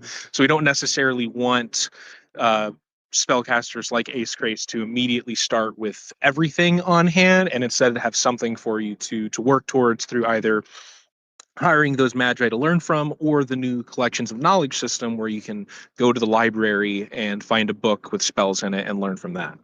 And it should be noted, we don't have the highest tier of spells even in the mod yet. We have spells and we have cantrips, but rituals are meant to be like multi-person casting, like multi-days, like some sort of like something similar to like plots gotta happen, like you gotta set them up.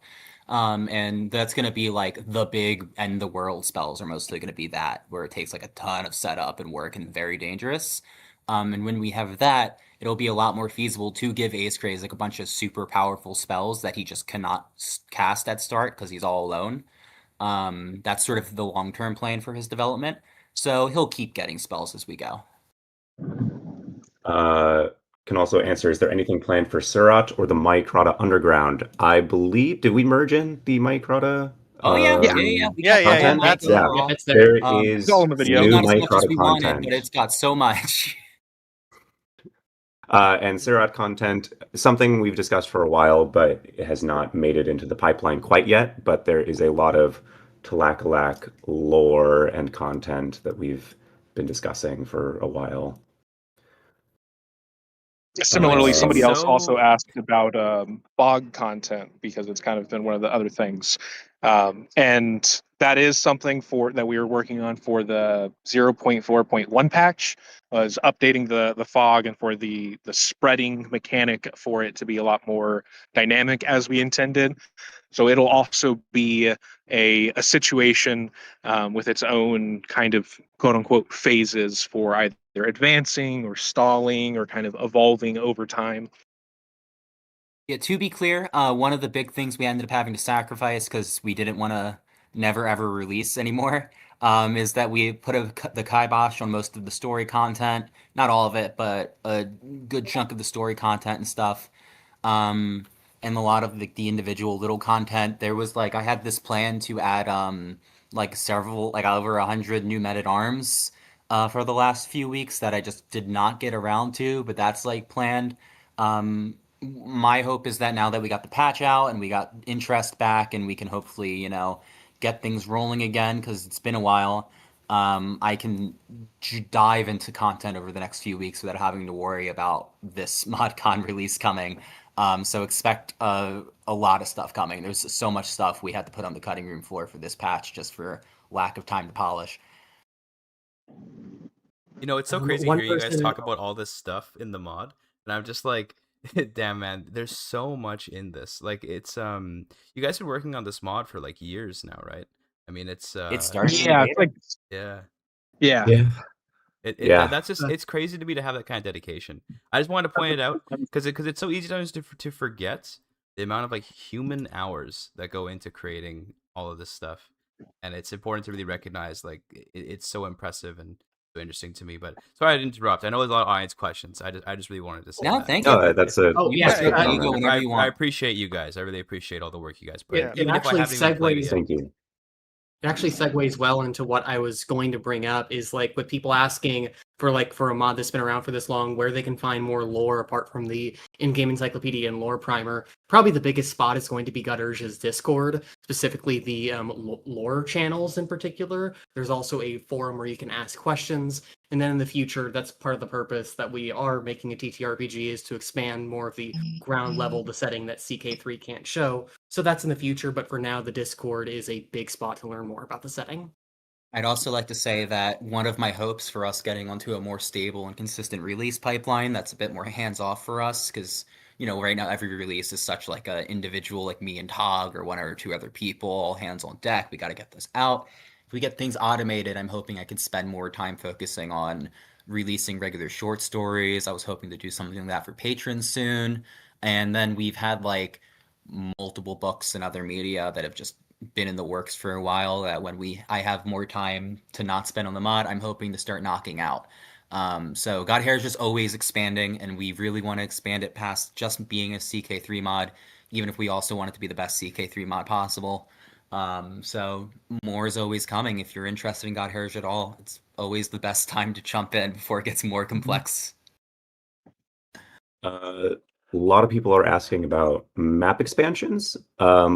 If there's ever going to be one, and yes, there are going to be map expansions in the future, notably expansions into the not with a release date in mind per se, but expansions into the Colgrian Steppe, where the Olteni originally hailed from, as well as Kathun Kai, the area to the east, are both planned at some point. And far north. But and the far north, yes. Lonely Light and Lonely Light's already in, but the Everwatch orders, which peek out ever so slightly on the map right now, but will certainly receive some love in the future.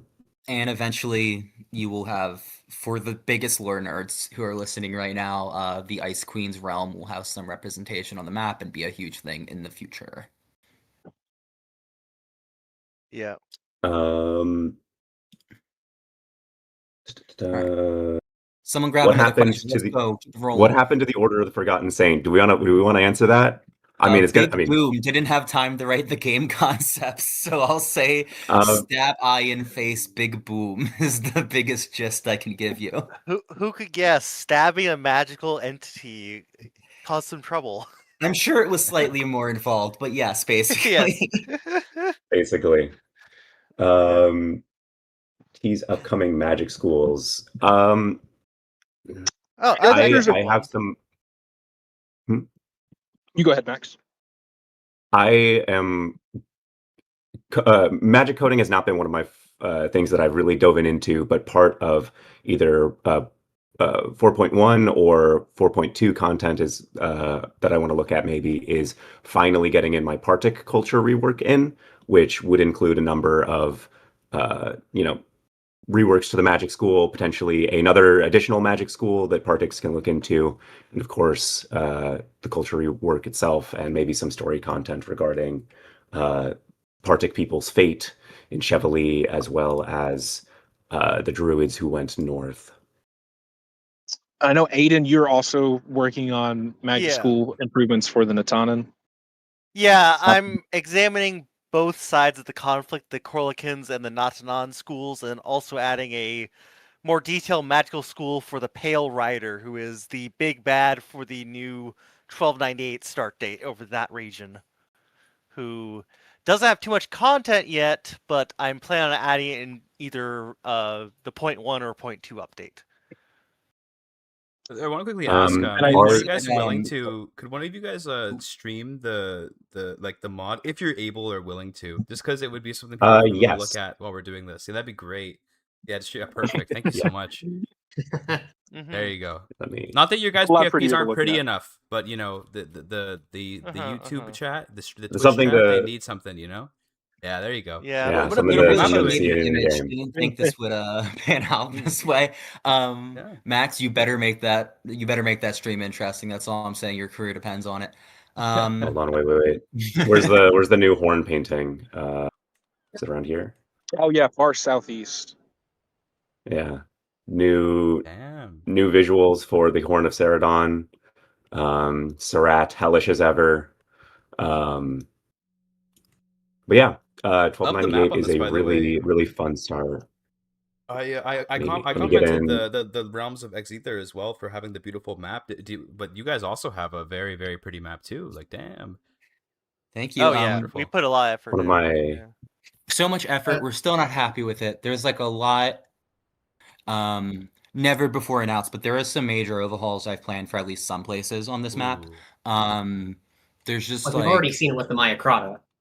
yeah, with the Maya Crata is a great example. It's all work in progress, but it's always getting better. Yeah, it looks beautiful already. the dreaded I'm excited to see what you make Lichdoms. later. There's the Lichdoms. New Mycrata. Before Well, it did was we you wouldn't know announce- this, Tarkus, but this used to be a large interconnected web of hallways that spanned this entire area, and it has been dramatically reduced in favor of, I think, a more dense In the future, network. Well, this isn't all of it. In the future, I This do is- yeah, plan this isn't on all my of it. idea right now is we're gonna go back to the original idea of having like different layers with the different empires and stuff. So you can go deeper in the Mayak, but what I said for this is I wanted to make each one fleshed out and feel unique and good before we move on to the next and just keep making it more complex and add more stuff into it. So eventually there'll be more quote unquote like Z levels in there, but for now that's the topmost layer. Very cool. Yeah, it looked like a D&D Also, dungeon people are you'd asking see how on you like get Roll there, 20. Max. Oh yeah. Well, originally the original Mike map, which was awful and everybody hated it, including me. I partially made it by going on like a ton of those like D&D dungeon generators that just maps out on a grid, and I generated like hundreds and just stitched them together and then made it into Very like nice. thousands of provinces. It was such a bad idea. If it works, it But, works, right? But it looks so good now, though. It for did putting not. the We iterative replaced it with process this. Yeah, it looks great. Back to your questions, though. Someone was asking how to get there, I think, right?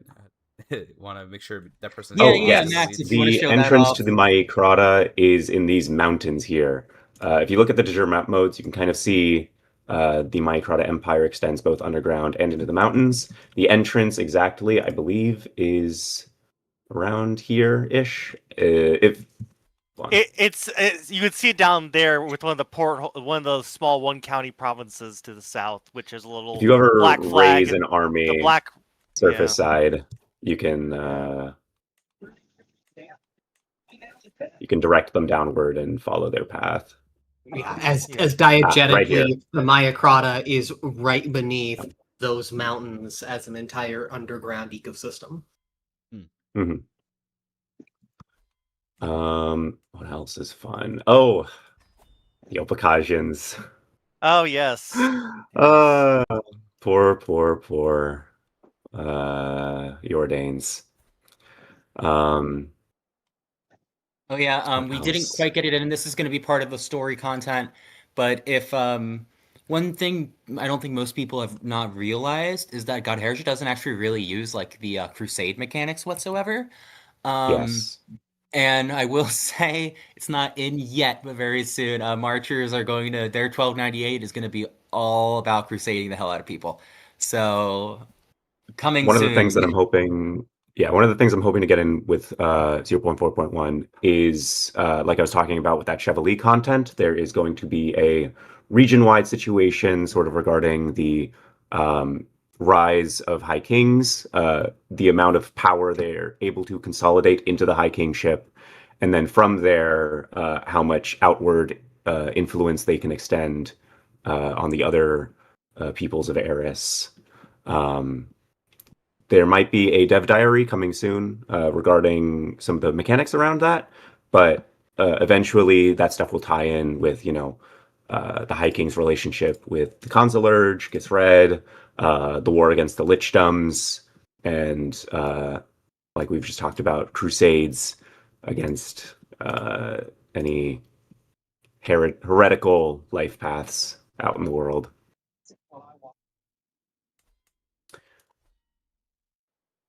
Just taking it Somebody all in. asked me, how does it feel going from one of the biggest Hearts of Iron 4 modders to now one of the biggest CK3 modders? I don't know if I necessarily agree. I will say I love the CK3 community very much, and I love Godherja. It's my baby. I appreciate TNO being my start, but this is really where I've always wanted to be. And I love my team, and I love what we make, and I'm glad that to have been stuck it out here long term enough through my horrible mental health and such, because it's really a joy being here and with the community. Nice to have you. Thank you for working on these great mods. Mwah, mwah, mwah. Thank you. Thank you. Anyway, we have about 5 more minutes for the scheduled end of this interview. So if we can fit in maybe like 1 or 2 more audience questions with some quick answers, and then maybe some closing remarks, and then I will wish you guys good luck on the release, which hopefully is it out yet? But did it upload yet? Are we out yet? Or It is uploading. It's at like 20%. My internet, my new we're house is getting pretty bad. Yeah, well, soon, fingers crossed. But yeah, 1 or 2 more questions, and then let's do some closing remarks before we wrap things up. I saw someone said, is there a way to like expand the desert or undesert areas in this new patch? I didn't get in, but I believe we were working on that, right? We've updated the like backing mechanic for the restoration, but I didn't finish the spell for it. Most likely either in the hotfix or tomorrow, the spell for clearing out Kimsar's desert and restoring the river there will be like accessible in game through finding grimoire somewhere that holds it. Okay, so that's like imminently coming, and there's like a lot of stuff we want to play around with that. So much work has been done to just make other work easier this patch. Like, we'll see how it pans out, but I'm really hoping things will pour in. Machine Cultist Jan asked, how many counties are in the world now? Love to see you, Jan. Glad to have you here. Answering because you've been here forever. More. Still less than vanilla now, actually. We actually have, I think it got mentioned, but we have like parity with vanilla performance. We might even be faster for some people now. So just want to throw that out there when we're talking about provinces. Also, there was a Kaiser asked, question of is there any... You want to go talk? Yeah, I was gonna say, is there any location in the mod that's a good place for a peasant to live? I was going to answer that. I would say, I'd say the Zax, maybe? Yeah. The Zax seems like the most chill place. I have had planned out and written for so long, like little mini communist peasant revolution content forever, where you can like form your own peasant communes and try to destroy everything in the name of, global liberation. And I'm not saying that soon. But like the plans aren't extremely complex. So maybe whenever I get bored and have time, you'll be able to do it anywhere, really.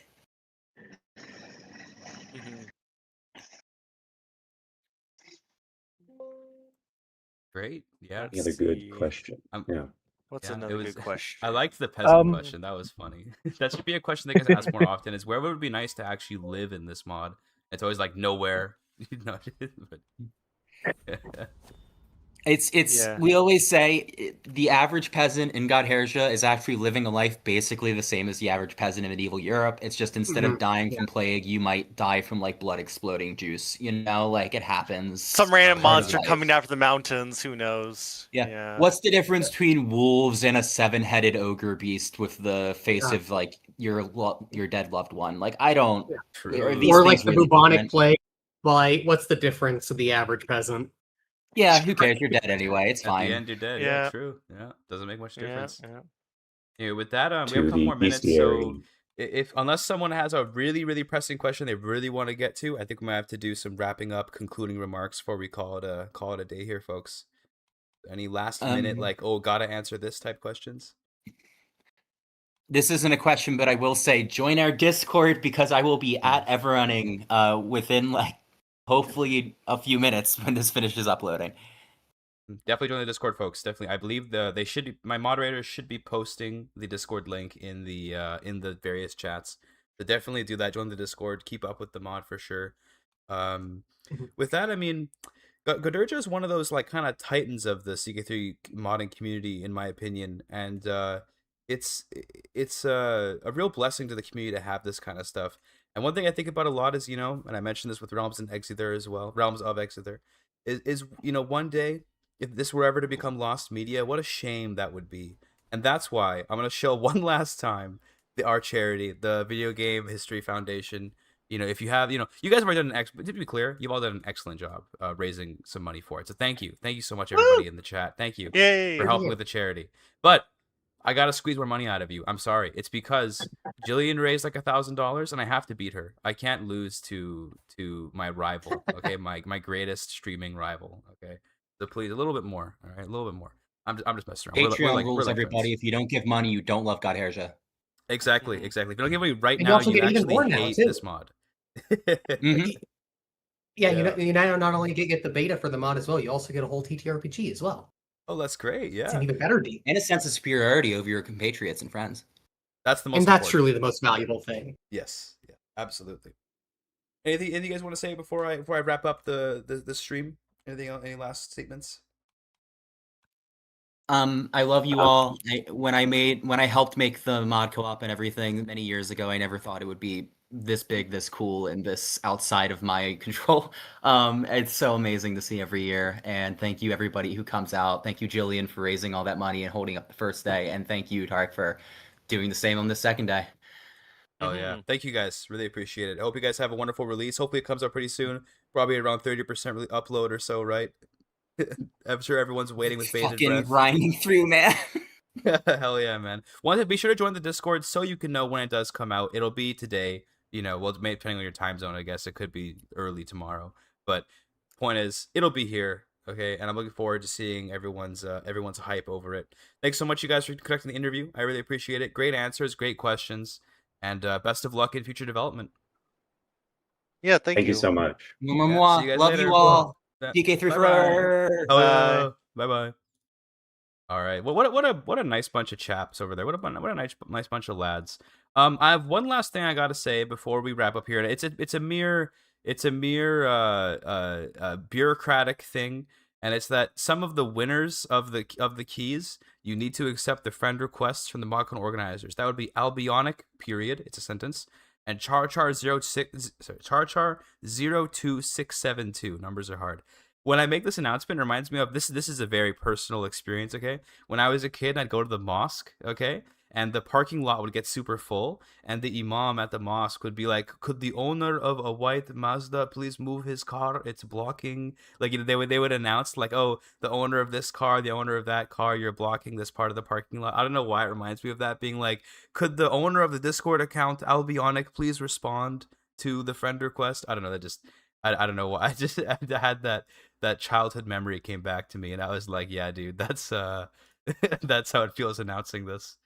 But yeah, either way, this was ModCon day 2. That was the last event we had. There's gonna be more though because Midge is gonna be hosting ModCon. I guess ModCon 2.5. I don't know. It's the same day, but it's another show. He's doing that in 40 minutes. So be sure to stick around. Join the ModCon Discord, which I believe I've linked in the description of the stream. If you're on the Twitch chat, then go to the YouTube stream and then donate some money so I can mog Jillian even more in donations, and then go off and join the Discord so you can know where that's going to happen. Midge, a fellow content creator, a beloved content creator, an organizer of Parabellum, and a host for ModCon. He's a cool guy. He's going to be hosting 2 shows, in fact, because unfortunately, Lord Lambert, he had some illness. He had to drop out, but Midge, he came in, he swooped in, saved the day. So be sure to check that out. I believe tomorrow's show is the EU, or not tomorrow, sorry. The show in 40 minutes is the EU5. I believe it's the EU5 stuff. I'd have to check real quick. Let me see. I believe it's the EU5 stuff. Maybe not. I think it is. I'm not, I'm gonna go with it being yes, it is the EU5 stuff. So if you're into EU5, then yeah, that's in about 40 minutes. Either way, I'm not really constrained by it because I can wrap stream whenever I feel like it at this point, but I could use a break. It was a long stream. Well, I didn't really do anything. I sat here and watched trailers, but I get tired, okay? Everything that's competition in ModCon is about winning. It's so true. Before I wrap the stream, I mean, I don't know, anything you guys want to ask me while I'm here? I'm going to stay on for another maybe like 5 minutes.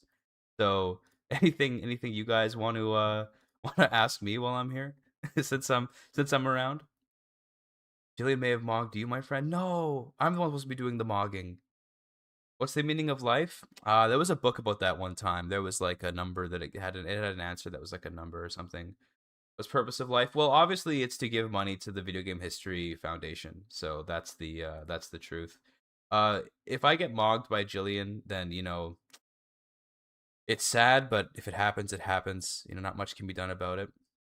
The joke too old? No, it's not too old. Turksarkasar, a real dinosaur name? Yes, it's a dinosaur from Tarkoslavia. You guys, I occasionally name drop a place called Tarkoslavia, and I talk about it as if it's like a joke, but it actually is a fantasy world I made for a D&D campaign way back in the day when I was in like high school, because I had my like Tarkus name, and then I was like, yo, what if there was a whole fantasy world that was just about like my character, and that's all it was. It's not particularly fleshed out, but it is called Tarkoslavia, which is, very creative. Which mod are you most excited for? I can't possibly pick. They all look so cool. I think, though, I have a soft spot right now for any of the Warhammer stuff, so probably Geheimnisnacht, just because I've really been into Warhammer. Unfortunately, it's Warhammer 40k, so it's different than the Warhammer Fantasy that they're giving us. When do we get a Tarkoslavia secret theme mod? I don't even know how to do map modding, so it'll never come up. How'd you come up with your profile pic? It is the cat of an ex-girlfriend of mine from when I was in university, photoshopped onto Jabba the Hutt because she asked me to do that. And then we broke up, but I liked the picture so much I decided to make it my PFP. So that cat isn't even my cat. It's a different cat of a person I don't even talk to anymore. But it's just funny. There's another question. Which mod? Wait, I asked which one I was excited for. The other current location, the Ark of the Covenant. Yeah, it's actually in your fridge. If you open your fridge, it's in there. Carcass D&D YouTube series to content with Critical Role, having different YouTubers players in the campaign. I can't perform for Critical Role because they're like actors over there, man. I can't do that. When I play D&D, I'm like super lame. I mostly just care about like the, what do you call it? Like the world building and stuff. I'm like a forever DM for the most part, although I am currently playing in a D&D game with Lemon Cake. So I do have, like, that's just like our personal thing though. It's not like a content thing. Auntie Realms and Exile parts, can I see it somewhere? It's well, this stream has it, so you can just scroll back in the stream. But I don't know if I might go back and put in timestamps for the VOD. So once the stream ends, just go into this stream and then just go back in the stream and you can see it there. What's it like participating in ModCon with a modder and a host? Definitely a little bit nerve-wracking. I'm pretty confident in my mod. Like, I like it a lot and I'm proud of what I've made. But it's always a little bit like, oh man, people are gonna see this and they're all gonna hate it. You always expect everyone to hate what you make, but sometimes they don't. Sometimes they don't hate it, if you're lucky.